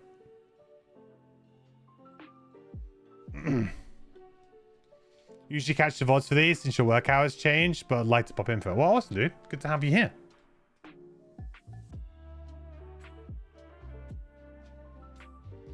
You could probably use this on turn 1 with that special perk that lets you start with chill. Yeah, great point. So at the start of each scenario, so gain chill, generate ice, play this. I mean, I guess the ice is a little bit wasted, but who cares? So now we've got lots of ice. But actually, no, to be fair, we could use the ice, right? So we could go... Give me something good. That uses ice on the top. Oh, or you could just glacial cocoon and just be like, that's it. I'm never acting ever again. Oh,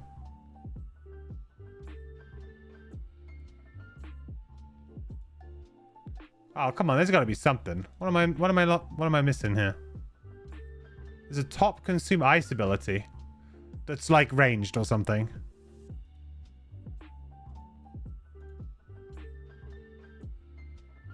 I guess you could use Bulwark, but you probably don't want to heal.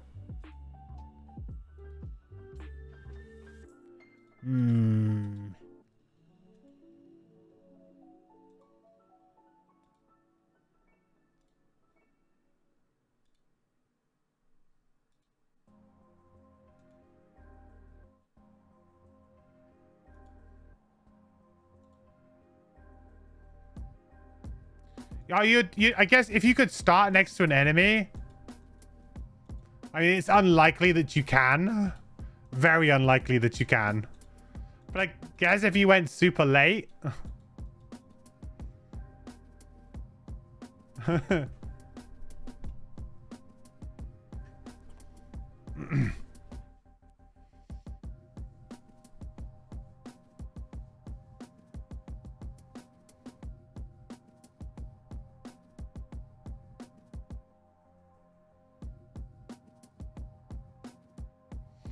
Pretty sure it's literally the same card. What? Glacial Cocoon? Are you going to the deep freeze on turn 1? Straight in the deep freeze.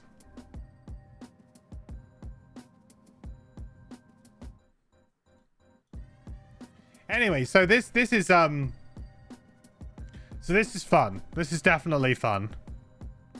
Okay, I like this. All is forgiven. I like this. It's actually pretty nuts and gives you something to play around and focus on. Similar to the Retaliate one, right? In fact, you could immediately play the Retaliate one and just keep the wound on you as well. Like, that shouldn't be too hard. So on the first turn, you could go shield 2. Use that perk to get the double chill. Then play this to wound yourself and have retaliate 2. So now you pretty much have shield 2, retaliate 2. Like permanently. That's pretty good. Don't really have to do much attacking when you have shield 2, retaliate 2. You just kind of have to run in and get more shield and just annoy the enemies at that point.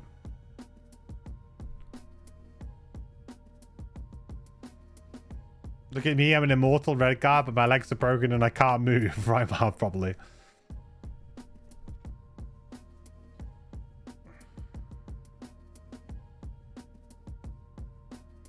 It's okay, because all you want to do is you want to like be on one chill, and then you can kind of move a little bit. I guess you use the moves, right? So that's when you really do need these. So actually, like at level 3, for example, like I felt like this was the cool ability, but honestly, if you're playing the tank ability, you probably need this, because honestly, it's really good. It's move 2 when you're not affected by chill, so it allows you to get in. You know, pair this with some boots. Enhance this maybe, and then chill an enemy, giving them -1 attack against you with your shield and everything. Chances are that's going to really pay off. Means they're not going to be able to hurt you. And you make ice as well. Like, it's just good. So like Bone Chill bottom pretty much comes into its own at that point in time. Plus, not to mention, there will be probably an opportunity to flip the script with Bone Chill top. But Frost, I still feel like there's something here. I wish there was something that interacted more with this right now.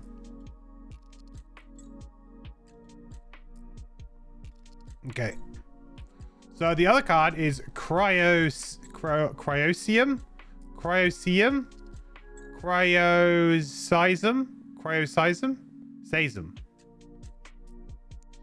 Something like that. Attack 3. Ice.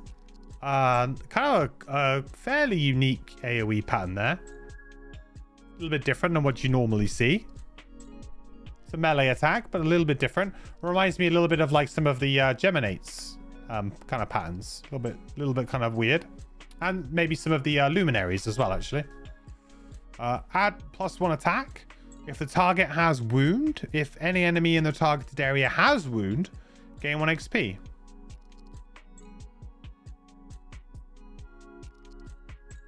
So this could be attack 4, make ice on 2 or 3 enemies, probably. It's more of the same. Not bad, though. The bottom is move 4, add jump and chill. All enemies move through if you have 1 or more chill tokens. This movement is unaffected by chill. See, that's cool again. Oh man, I really hope there's a level like 7 or 8 or maybe even 9 card that really tops this off. And if it does, I'd actually be super jazzed to try that out. If not, I feel like it's a missed opportunity. I really just want a card that just says, like, all enemies with chill take damage or something. Just something like that. Something to really reward the chill everything strat. Like, just go wide with chill and just chill everything. Chill is cool. You're damn right. So between these two cards, this is obviously a huge piece of the puzzle for the tanky build. So if you're doing that, there's absolutely no chance you are not taking this card. Absolutely none. If you are playing more of a damagey build, then you've got a pretty reasonable option here.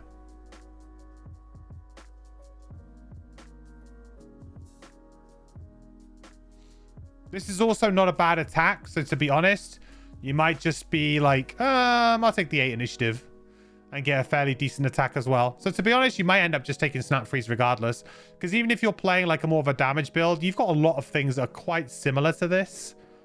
But this is cool. I want this to build into something. But this is also an 8 initiative, attack 5 maybe, so take that too.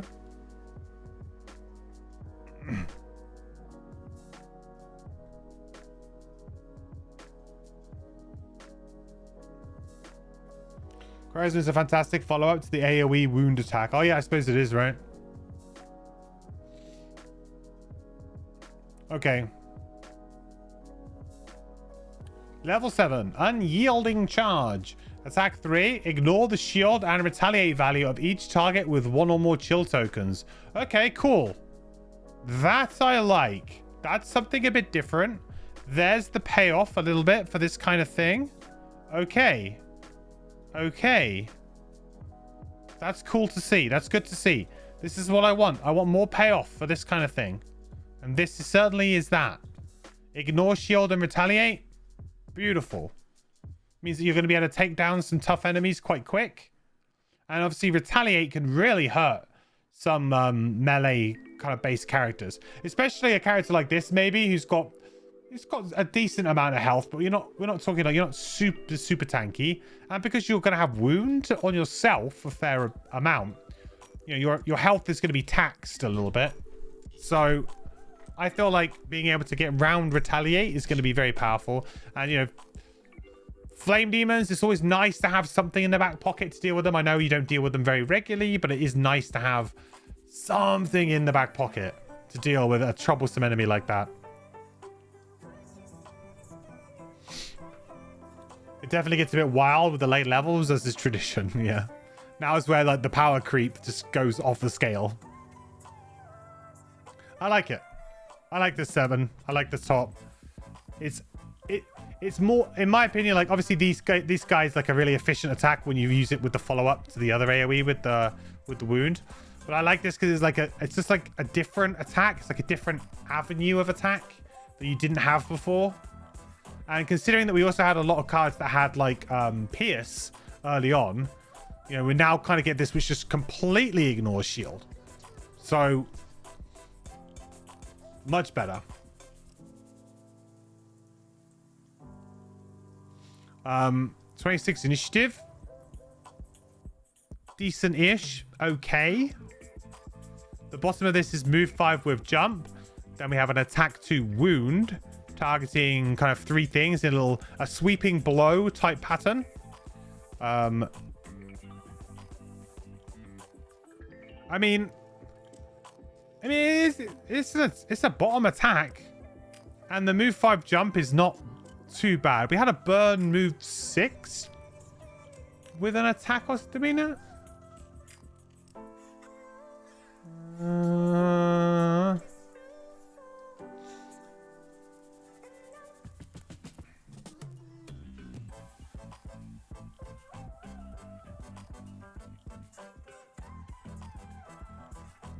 I mean, this is better, obviously.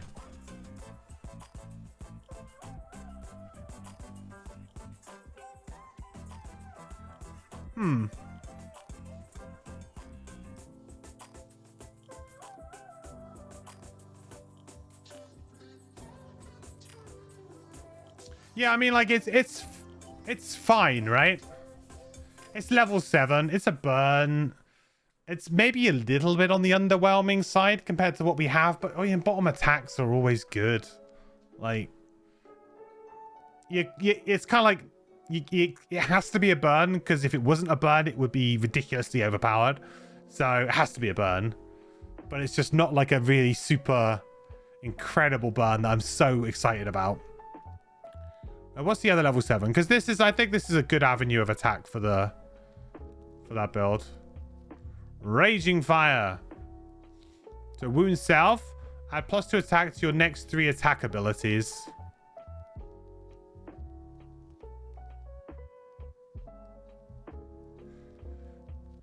Abilities.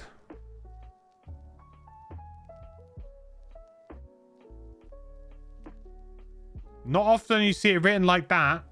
So that's everything, right?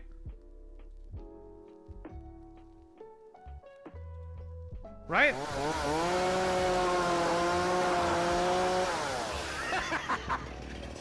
No, that's a lot of damage. That's a lot of damage. Only use AoE attacks for the next 3 turns, right? I mean, that's a really big buff. That's basically a major power potion for 3 abilities. That's 3 major power potions, basically. Nice.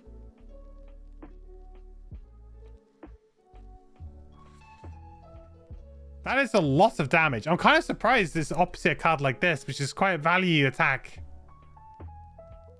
I mean, if you want to go hard on killing things, this is really quite good. And you've got so many AoEs. I mean, let's say that you manage to target 3 each time. So that's 6, 12, 18 damage. That's an additional 18 damage through 1 burn card.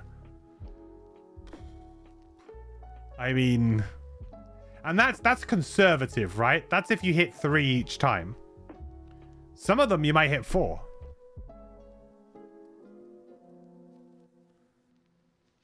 Yeah, that's pretty nuts. That's pretty crazy. That's gonna melt some enemies for sure. Make sure that you use your goggles and make sure you get strengthened. Use your goggles. Crazy. Just enemies just dying left, right, and center.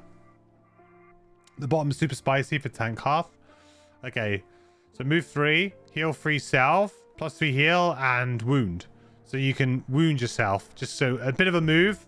I mean, I guess the move might be a little bit like because of the amount of chill you have. Maybe this move isn't particularly anything too great. Might end up being like a move 1 or something. Or move 0.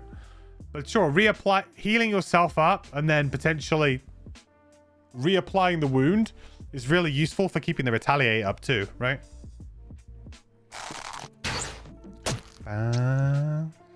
Scarab Demon, thank you so much for the follow. Welcome to the quest. Hope you're doing well. Welcome, welcome, welcome. Good to have you here. Heal 6 is a ton on a shield tank. Yeah, it is a bunch. And reapplying the wound keeps that retaliate up, right?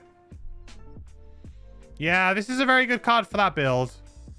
It seems like the last couple of times we've had 2 clear choices. You're playing this build, you take this card. You're playing this build, you're taking this card. Like, it seems pretty, like, almost binary. Like, you're playing that build, you take this card. You're playing that build, you take this card. Maybe not quite as black and white as that, but feels relatively similar to that.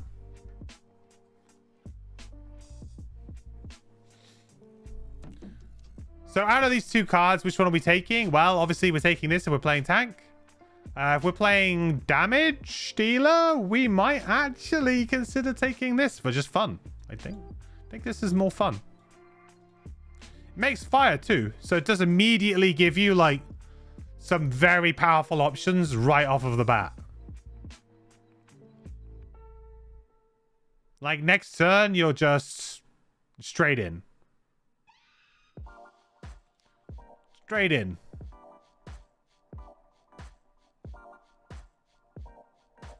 Doo-doo.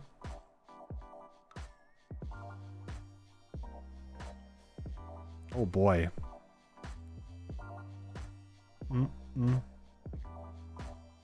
It's not black and white, it's red and blue. Okay, Mr. Comedian. Heat transfer. If you have wound, remove all chill tokens from self. Move 3, attack 4. Ooh. This is a good one for the tank as well, right? Because realistically, there's going to be a point where you want to switch. And you probably want to just like discard the cards and start again. So like when you don't want to get stuck in a room. Or you just use a bottom ability to apply chill afterwards, maybe? This seems like it's actually more beneficial to the tank build. Because you remove all of the chill, you get a decent move, which you're like, thank God, I've been stuck here for ages. Trying to move, like, I can't. Then you get a little attack, you can make an element of your choice.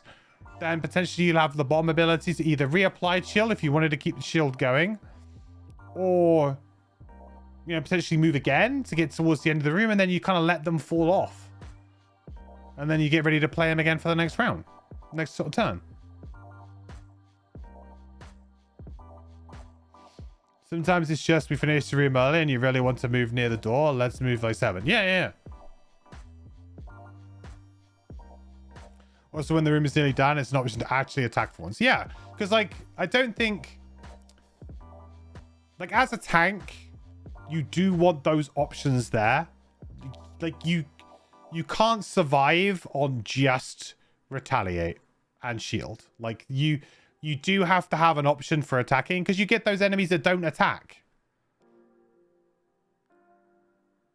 Also, you want to kill things, you know, for battle goals and personal quests and what have you, right? You need to have a few things. And this is a really efficient action that just kind of helps to reset your character a little bit and get you going again. Yeah, the shield is only going to drop until the next round, so you'll keep this anyway. I guess the thing is, though, is it depends on the initiative you go, right? 64. It's a bit late.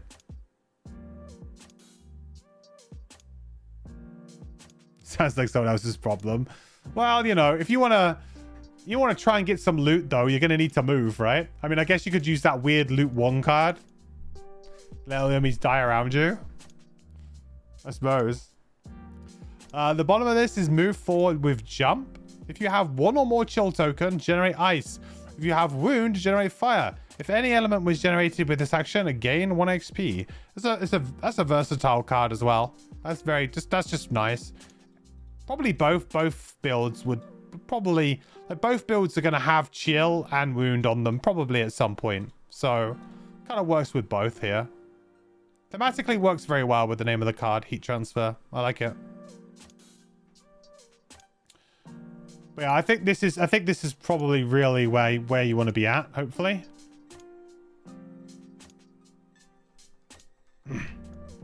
Hey, Peaceful, how's it going, bud?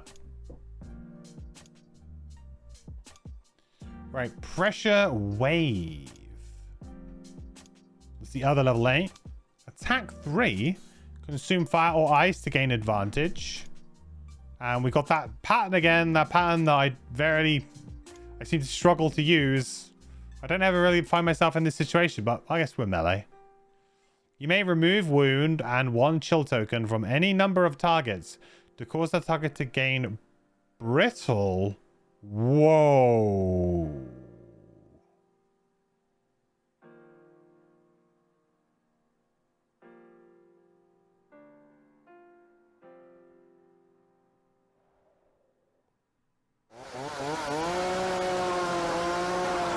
That's a lot of damage. Now that's a lot of damage. It is indeed, Phil. So this is very easy to do at this point in time. There's another payoff. This is good. I'm seeing more payoff for this. So you can do this to chill a bunch of stuff. You've already wounded a bunch of stuff. I guess my only concern with this card here is it feels almost a little bit win more. Like, it's like that meme.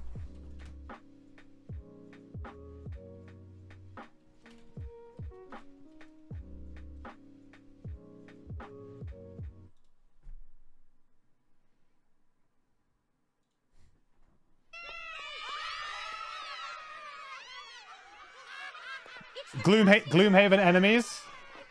Oh my god, he's stealing all the burgers! Why, you little... Rimehearth. It's all just an act. Stop! He's already dead. He's already dead. The amount of times that we've attacked these to get this going?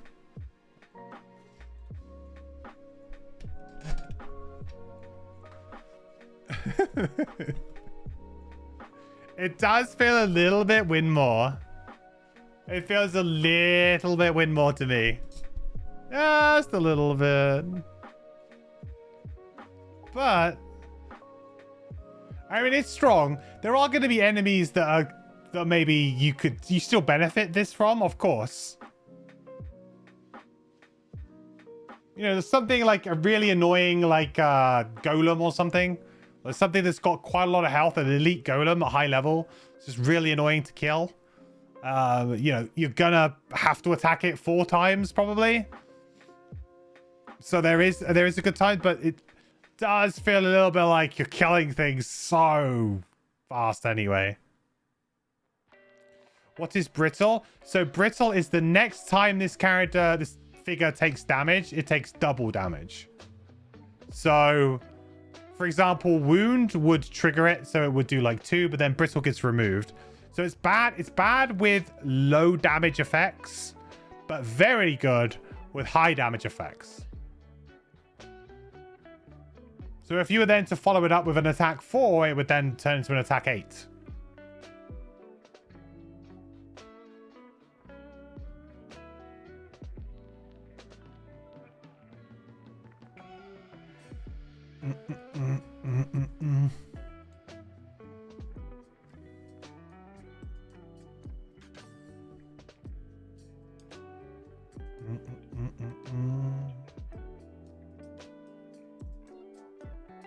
Yeah, Crimson Scales, not available in digital, I'm afraid, Peaceful. It is a fan-made kind of spin-off.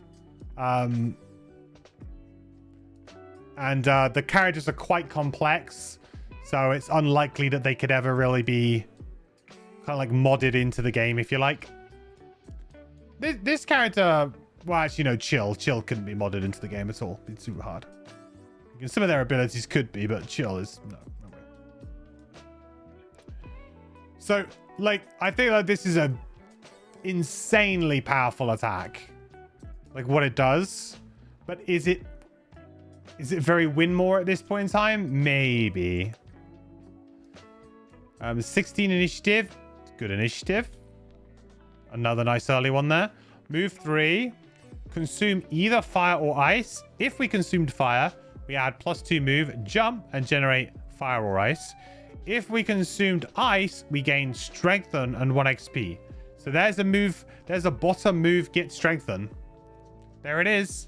A move, get strengthen. Always good. The bane of Gloomhaven enhancements. We just get it. Don't even need to spend the gold on it. Chat, it's there. You can get it. Yeah, this card's incredibly good damage dealing card.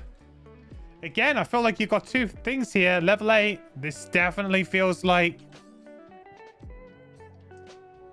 This feels like, hey, tank, take this. Not a tank, take this.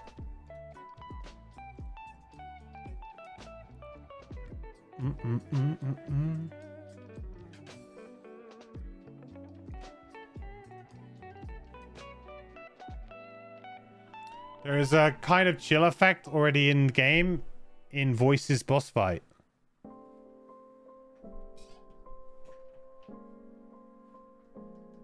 One of the voices gives you -1 attack, right?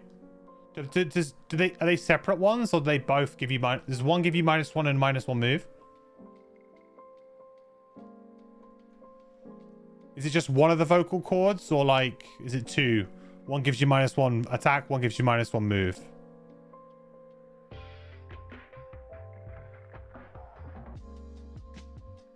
The trick is though, is that how is that coded though?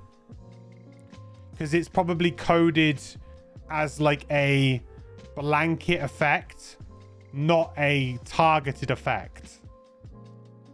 But it'd be you raised a good point though. There could be, that would be worth investigating for sure.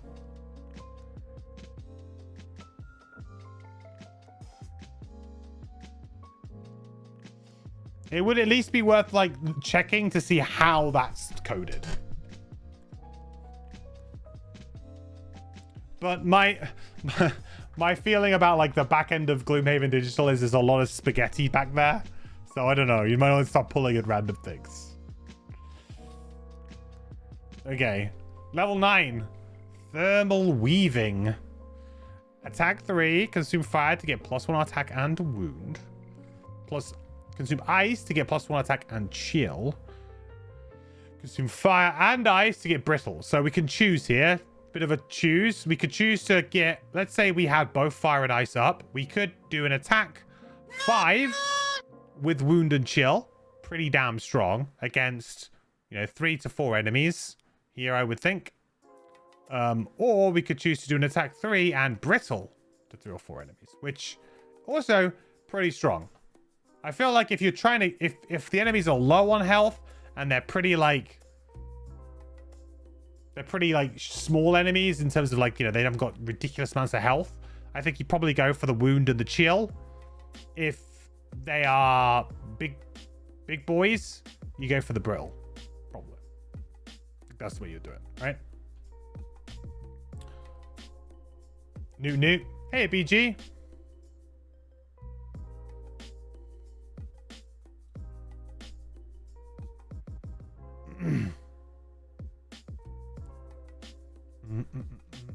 There's also a Doom that gives -1 attack and move. Ah. Now we're thinking. Now you just need to make the Doom stackable. Which kind of could be playable because there's also a card that says that you can have more than one Doom, right? So then you just change that card to say you can have unlimited number of Dooms. Like, just change that number from like 2 Dooms to 99. Some number that the players will never hit. I like the way you're thinking. There's something there. So I get on to making chill actually an effect. I'm actually kind of tempted to have a look myself.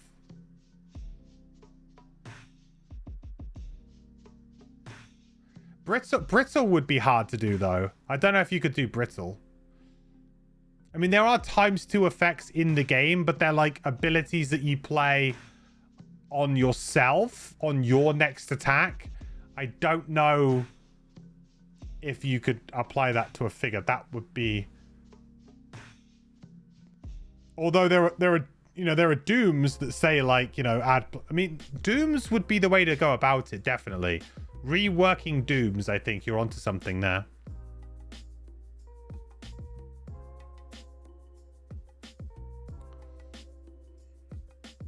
How does this array not worry you, but the Codexes does? I don't know. This one reminds me... This reminds me of the stupid crack heart one that I can never do. And I always forget the name of. But you're in the middle of it. And it never happens. That one. Stone Pummel, thank you. If you recall, Aeromancer, arguably the simplest custom cast design was barely able to be modern digital, and even that had to change an ability or two. Well, I don't know. Like, I mean, again, that was... You know, you got to be creative, right? I don't know when the Aeromancer was, like, tried to put in and all of that stuff. Like, you don't know. Like, maybe there are elements of different characters that could and couldn't go in. I don't know. It's interesting to... I don't know. There could be something there. So anyway, the top of this is like pretty more of the same, to be honest, from what we've had before. The bottom of here is while fire is strong or waning, gain retaliate 2. While ice is strong or waning, gain shield 2. If both fire and ice are inert at the end of any round, discard this card, make fire or ice. I mean, that's pretty nuts. So now we have permanent retaliate 2, permanent shield 2, potentially permanent retaliate 2 and shield 2 again. So potentially we got retaliate 4, shield 4, if we can keep them both up. Now keeping them both up is going to be hard. And probably you're going to want to go for the retaliate over the shield most of the time here, I would suggest, because, you know, shield 2 is probably going to be enough, and you've also got some cards that allow you to buff your shield up a bit more as well. You've got some cards that allow you to buff your retaliate up a little bit. So, I mean, you might be able to keep them both up. But the good thing is that it's if they're strong or waning. So you kind of get you get at least... If you go early in a round and make both, you've then got it for 2 rounds. You're going to have retaliate 2, shield 2. As long as you don't consume and don't, like, replace them, sort of thing. So, I mean, it feels like it's pretty reasonable that you could do that. Stack as many variations of mana potions as possible, and dreams can be made. Is this where you just go for, like, you just get an ice wand and a fire wand? And, like, yeah, minor mana potion, major mana potion. What else could you get? You could get those elemental boots. You could get that weird head piece that allows you to filter any element to any other element, right? There's like a head slot item that does that.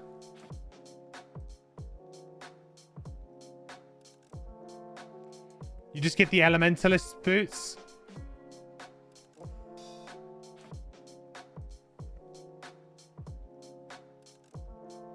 With some work, in theory, you will always have one of... I mean, yeah, I think most of you...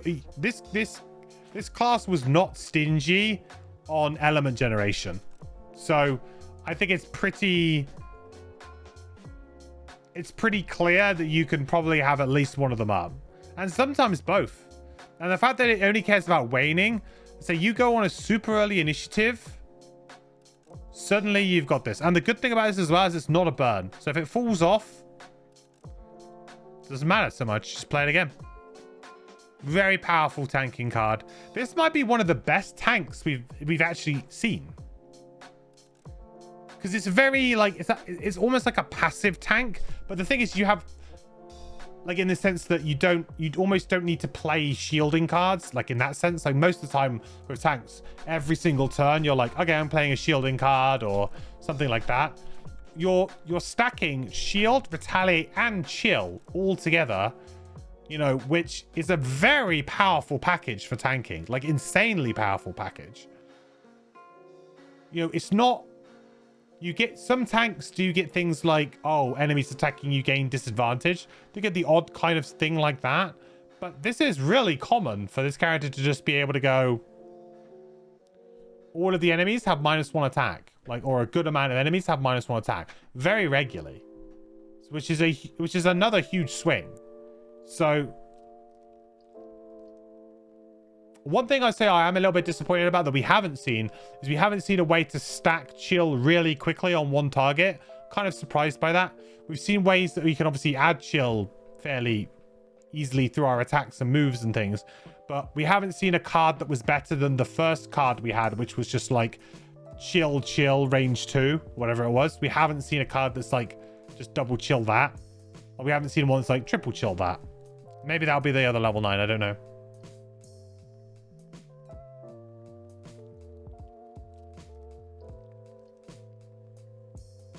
It's also key to know you basically do no damage when keeping up the level 6 persistent outside of retaliate. Well, yeah, like you said, that's everybody else's problem, right? Not yours. The other level 9 is a balanced struck. Attack 5. The target gains chill tokens equal to the number of figures adjacent to it. All figures adjacent to the target get... There you go. So there's a cool way of stacking a lot of chill.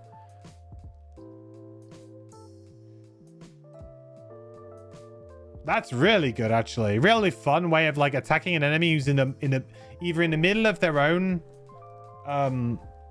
friends, you know, their allies, or just a bunch of your guys. Because it's just figures. So that counts enemies, allies, summons, anything really.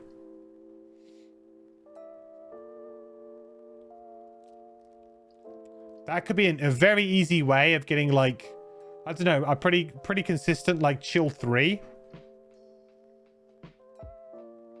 And then gets wounds to all figures adjacent. That's maybe like a little bit, you know, you'll have to give wound maybe to your allies, but it's worth it, I think. Perfect initiative to what, 50? Oh, Jesus.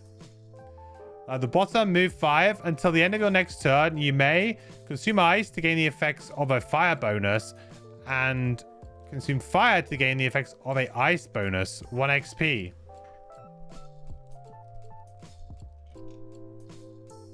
Huh. I mean, this feels really like... I haven't been keeping... I haven't really been keeping a track on this. Is there any one in particular this works really well with? Because it doesn't strike me as being great, but maybe there's like one card where it's awesome.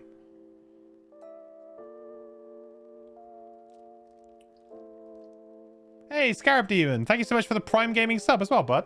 Really appreciate it. Welcome in. Welcome to Adventure Empire, my friend. I really appreciate the support. And you using your Amazon Prime sub here, man. I appreciate it very much. Welcome, welcome, welcome. I hope you're doing awesome. There's nothing crazy. There's some good stuff, but not quite at that level. Yeah, like it looks like it has that kind of, you know, it gets the gears turning it a little bit, thinking, okay, like is there something here where, oh wow, if you go back to this card now, you can. But I guess most of the time it was like, oh no, I tell you what it lets you do. It lets you trigger the fire ones twice, right?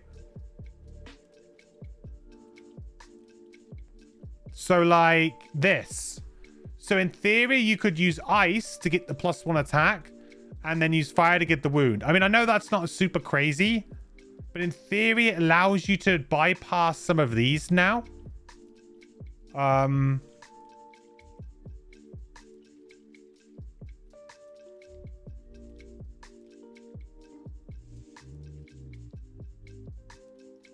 So for example, you could go... Nah, I don't think it really matters on this one. So you could go like fire, fire, but use the ice. No, you could use the ice anyway. You could go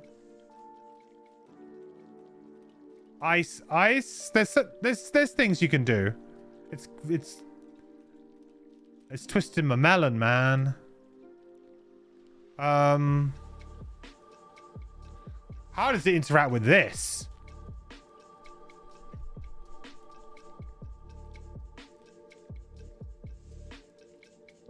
I guess it does in the same way. It just gives you the flexibility. Getting what you want. Is that literally it? Is there another one? Thanks for the awesome content. Been enjoying my YouTube guys and wanted to show some love. Awesome, dude. Well, I really appreciate it. Glad you've been enjoying the YouTube stuff and good to have you here on the live stream. Welcome to the live stream, my friend.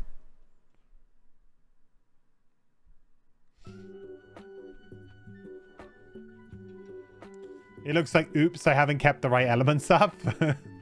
Maybe, but I feel like it feels like it should do something more fun than that. Mm-hmm.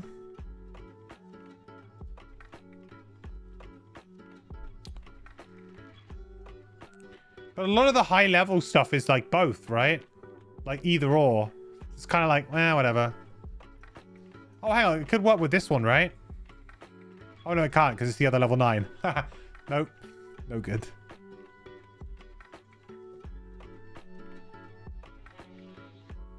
I guess it can allow you to like use ice for this while keeping fire for the top. You're right, though. It does feel a bit underwhelming, actually. It feels like it would be really cool, but actually, I don't know if it is or not.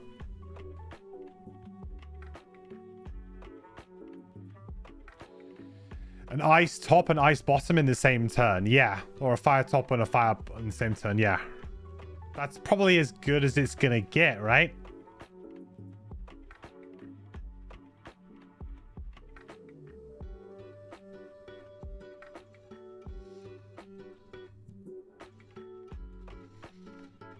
It's an action you're really glad exists, but you think one level 9 is a clear winner for both builds. You think like both of them would just take the other one?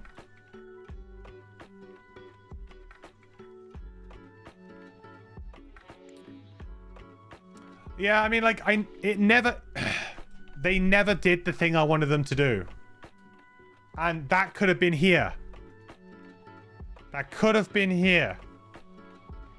I wanted an ability that just says all enemies that have chill take 2 damage or something. Or 1 damage, maybe, if they're worried about it being too good. All enemies with chill take 1 damage. And what does that allow you to do? What's fun about it? Well, we can then do... where are you? This. Move 4. Add jump and chill on enemies move through if you have chill. right? So we can chill a bunch of enemies this way. We have that amazing level 1 card still that brings this back into the fold, where we could chill everything and then do like a damage to it. Maybe it would need to be a bottom ability, not a top ability. I don't know, depending on the balance. But I think an ability like that would have been really cool. Or like every enemy takes damage equal to the number of chill tokens they have. Then we also had that crazy burn chill that we were thinking this could be awesome. Just spread a bunch of chill and then just do a bunch of true damage to enemies.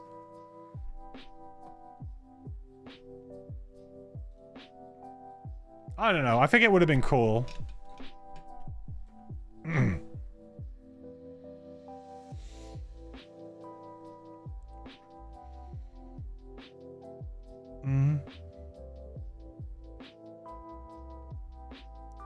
Do you think that's partly because that was a persistent on Frostborn? Okay. I feel like it's a bit of a shame that this... I mean, I'll be honest. Maybe I should have seen that character first. I mean, I don't know. That character obviously never made it into Crimson Scales or Trail of Ashes. But it does feel like... if this is the first character I've seen with chill, and if this is going to be like a character that has chill, that, you know, the other character isn't really kind of out, if you like, or it was never finished, I don't know, or whatever state of development it is in or was in, I don't know. But it just feels like it's a bit of a shame that chill is now like a multiple character mechanic, because I really thought that chill was this character's mechanic. And yeah, there was the element stuff and the condition stuff, but that's like, you know, I mean, it's variations on stuff we've seen before. I don't find that particularly interesting. I find the chill stuff interesting. That's new. That's exciting. Frostborn was finished roughly when Forgotten Circles came out. So why was it never used? I'm intrigued now why the Frostborn was never used. Like, if it was a very old character, maybe it wasn't very good in general. But surely if it was the character that invented chill, then there was obviously there was a core there. So why create a brand new character and not just kind of redo that character? It had its own issues.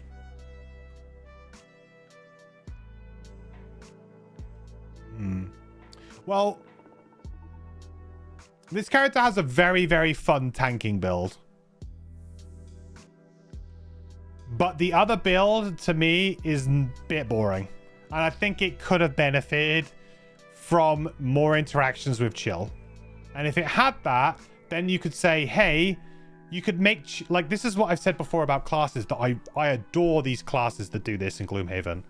You have a mechanic that sits in the middle that can service a good purpose for both builds, right? The tank build, chill is a great thing to give to the enemies because it gives them -1 attack. So if you're tanking, obviously you're going to be taking less damage, right? So it can work as a defensive ability in that sense. So the tank build wants chill, or some level of chill, right? But also wants to take lots of shielding cards and other things that will help it to improve, or retaliate cards to help it improve. And maybe it wants to stack chill on itself, right? Because it's going to get some bonuses by being chilled itself, right? So that's kind of like one side of one side of it, right? And the other side, you got the aggressive build that also wants chill, because yeah, it still has some defensive properties that can help you out, but also it has cards that benefit if the enemy is chilled and gets bonuses for that, and can use that very reliably. So you have that middle mechanic propping up two builds, because it services both builds. They both just take the mechanic at a slightly different angle, and it's characters that manage to do that really well that I really, really like, because it's like, I could see like, oh yeah, I could play it this way, but then, oh, next time I play it that way, but I probably still want that card, but maybe I could pinch that card from that build because it still has some good use here. You know, then you also get cards that you then kind of go, well, I am playing the attack build, but this card that the other build uses is actually really efficient at getting chill up. So maybe, and it gives you a bit more flexibility. I found like leveling up this character, it was like, oh, you're playing tank, this card. Like from about level 5 or 6 onwards, it felt like every single level up was just, here's the damage card, here's the tank card. Okay, here's the damage card, here's the tank card. There was never like much of going, ooh, maybe I could use that one in an interesting way on that other build. There was maybe 1 or 2 cards that fell into that, right? But without the big payoff on the damage side for chill, which there isn't, chill then becomes more of a defensive mechanic. So therefore, it ends up on that side of the fence. And then what's on the damage side of the fence? Well, just big numbers and elements.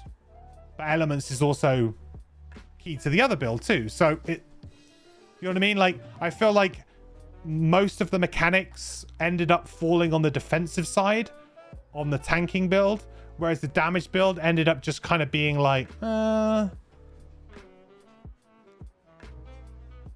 just good stuff that we know is good. So just less interesting.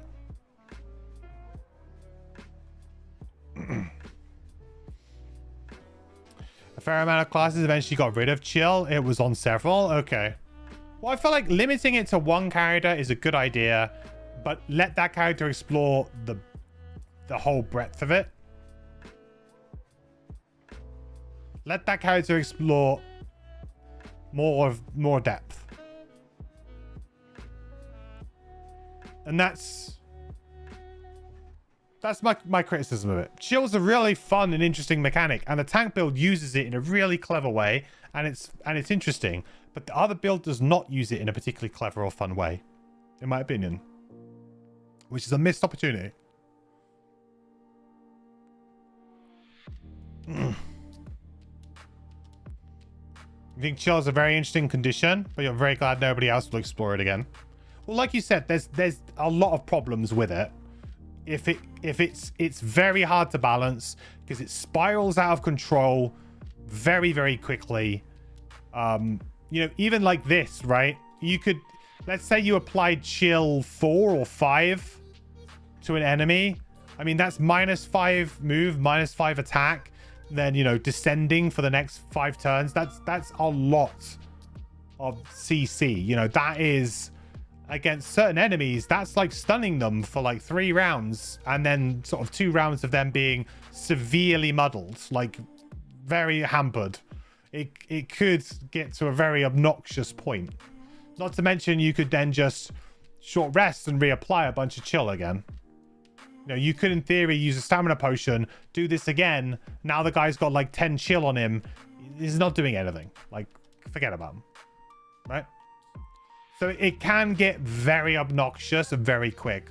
But that's why I like the idea of there being a little bit more, like, keep the chill numbers lower, but spread it around more. And there are a couple of cards that allowed you to do that, but they didn't quite. They're all burns, and there's no like massive reliable way of doing it, apart from that move, which we did finally get at level 6, which I thought was cool. And then they didn't really, like, I was just waiting for it. Like, I was waiting for the payoff. Like, oh, every enemy with chill takes a damage. And that would have been really interesting. You get wounds, so it's kind of balanced. Yeah.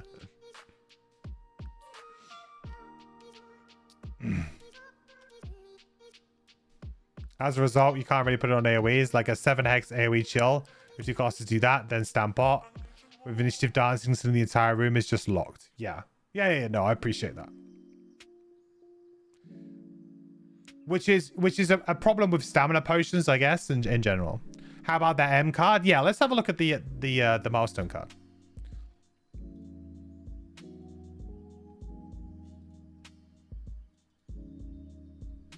All right. So for those who don't know what the Milestone cards are, so these were cards that were added in Trail of Ashes, and they retroactively added one for all of the Crimson Scales characters too. This is a card that you can unlock through doing certain things in the game. I don't know what it is for this character. Maybe you know, Nits, but essentially Like the other ones that we've seen, it's been about 3 scenarios worth of play. I imagine it's something to do with chill, probably. Chill X amount of enemies, maybe. I don't know. Or have so much chill on yourself. I'm not too sure. But it's around about 3 scenarios. You should be able to unlock the milestone cards. It's always do X thing 10 times. Okay, so let's say it's do chill 10 times. Probably. Or maybe wound 10 times. Who knows? So then you get this card and it just gets added to your pool of cards and you can choose to bring it if you wish. It doesn't affect your overall hand size. That still remains the same, but it's just an extra card in your card pool for selection if you want. So choose one. You get an attack 2 wound, create ice, or attack 2 chill, create fire. You may consume fire and ice to perform both abilities instead and gain 1 XP. Okay. That's not bad. That's actually pretty good. Because it kind of extends the card. Because then you get them both back. It's pretty playable. At low levels, you only have the loot card, right? That allows you to do this. To get both. So you might struggle. Like, the thing is, early game, you might struggle to have both elements. I think that's the struggle there. But at least this allows you to chain them together. It's not bad. And imagine if you attack something for 2 and then attack something for... Like, it's actually, like, fairly playable. I think you could actually probably use this in the tank build. Just to get an element, right? And to extend the elements. Like, so if your elements are waning and you're playing the tank build, even at sort of highish levels, just being able to maybe keep ice and fire up.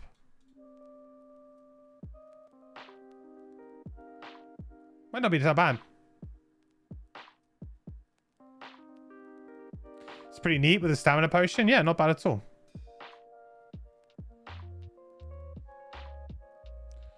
This is actually amazing. Seems very good with a level 9. Yeah, I think this actually, in terms of the M cards that we've seen so far, some of them I've been like so on. Like, yeah, you might want to use it. I really like the chieftain one because it kind of gave you a flying mount that just kind of would change the way that you could approach scenarios. So I really like that. This one I think is really good too because it's actually kind of, it works well with both builds, and I think you could probably happily use it with either of the builds and even into higher levels potentially. 30 initiative is meh, but you've got move 3 jump, filter any element to either fire or ice. So basically consume any element to create fire or ice. So you could even just, you know, fire was waning, you could make fire strong, consume the fire to make fire strong. You know, you could do ice to make fire, fire to make ice. And of course, any other element that might be kicking around. So again, this is pretty usable. But this I think is quite good. Keeping the element train going is going to be very important. High levels. Not a bad milestone card. Not a bad one at all. Probably one that you will... I mean, maybe not straight away play. But probably will, actually. Even if you're just doing attack 2 with chill. Or attack 2 with wound. At early levels. That's not a bad ability. And you create an element as well. The one thing that you didn't have very, very early levels is you didn't have top element generation. So at level 1, you have bottom element generation there. You have bottom element generation here. You have bottom element generation here. You have bottom element generation here. You have no generation here. You have no generation here. You have none here. You have none here. You have technically some generation here, but it is like a filter, so it's not like, it's not reliable generation, right? You have bottom generation here, hopefully. You play it right. No generation here. You have one top generator there, which is fire, which is pretty good. You have one ice generator here. So it's like, the thing is that if you wanted to create both fire and ice on the same turn, you do have options, right? You could do, 63 initiative. You could do this attack 3 with wound, and you could use the bottom move ice, right? Move 3, make ice, do attack, make fire. So that gives you it. So you do have a way of doing it at level 1. And then you just, I guess, you can chain that on for another turn if you want to.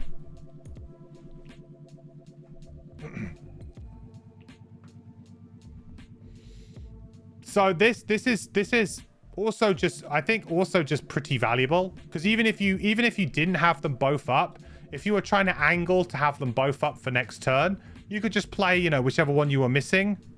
Because I think I would value attack 2 wound and attack 2 chill reasonably the same. Obviously chill stacks, so in theory chill could become much stronger than wound, but in terms of like one-off, chill something for 1 round, wound something for 1 round, wounds could obviously tick and be 3, an extra 1, 2, 3 points of damage.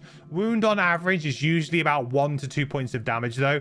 A lot of people get into their head that wound is going to like win them the scenario, but realistically wound is usually about like 1 to 2 points of extra damage, because by the time that you start to kill the enemies, really, they're wounded, but it doesn't stop you from attacking them. So usually people start attacking them and then they kind of end up dying. So maybe you get about 2, if you're lucky, maybe about 3 rounds of wound, depending on the types of enemies that you have. But obviously if you stun enemies, you might stun them and keep them wounded, so they might tick up wound for a bit longer.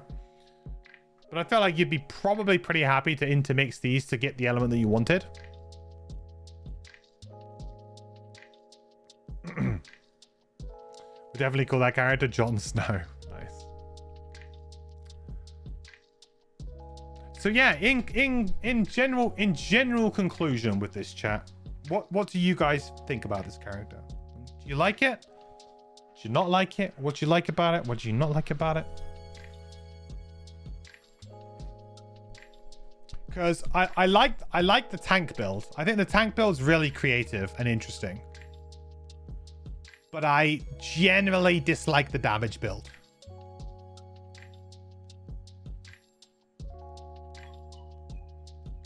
I think it's too one-dimensional.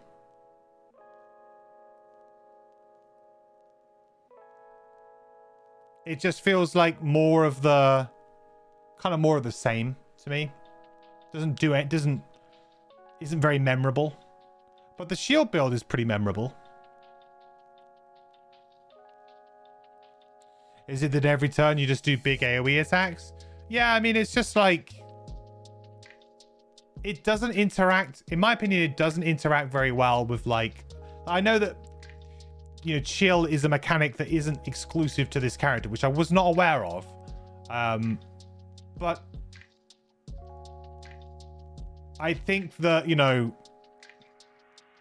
maybe it should have been, or maybe there was too much of a concerted effort here to make chill work across lots of characters. So this character suffered. I don't know. Perhaps at the time when this character was made and the other characters were made, there was some kind of effort like, hey, let's create characters, this is a new mechanic, and lots of people were rushing out, and then there was this kind of thing where, and nobody owned chill, so nobody was like, do you know what, actually I'm just going to make chill a character exclusive mechanic and everybody else stopped working with chill. I don't know. Perhaps the fact that it ended up becoming a mechanic that everybody could use really kind of spoilt it, and this character's worse off because of it, when what we could have really done was one character being exclusively have chill and could really go to town on it, and then you wouldn't have to worry about these things.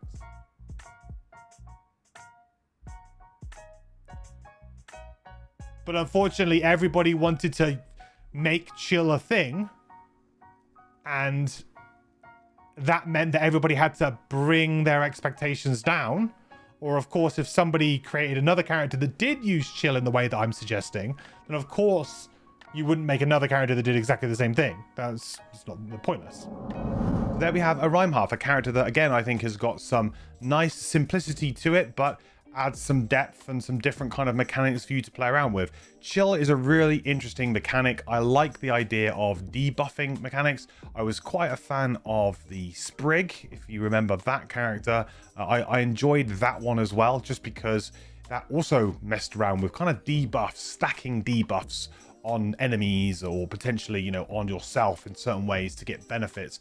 I really like debuffing style characters, and there isn't really enough of them in Gloomhaven as it stands, because there's just a couple that kind of sort of fit the bill, that do a lot of poisoning, maybe. With, you know, there's a couple of characters that do that, and there's the, you know, characters that do a lot of maybe cursing and things like that. That's kind of like the extent of the debuffing. You don't get these characters who can kind of layer debuff onto debuff onto debuff to get some kind of benefit, or to really kind of lock down an enemy in a more kind of unique way. It's just usually you play disarm or you stun, and that's about it. So I like the idea of stacking negative conditions and getting different benefits from them. I think it's a very elegant and simple change to the mechanics that already exist there, and it's just kind of reworking them into a new way. So Chill, big fan of that mechanic. I think that's going to be a really interesting one to be able to play with, and will definitely add a new dynamic to how you want to maybe deal with enemies, instead of maybe defaulting to like the regular ways of dealing with enemies. Before we wrap up, again, another big thank you to all of my supporters over on Patreon. Mike Kira for the legendary support, and Truck Driving Gamer.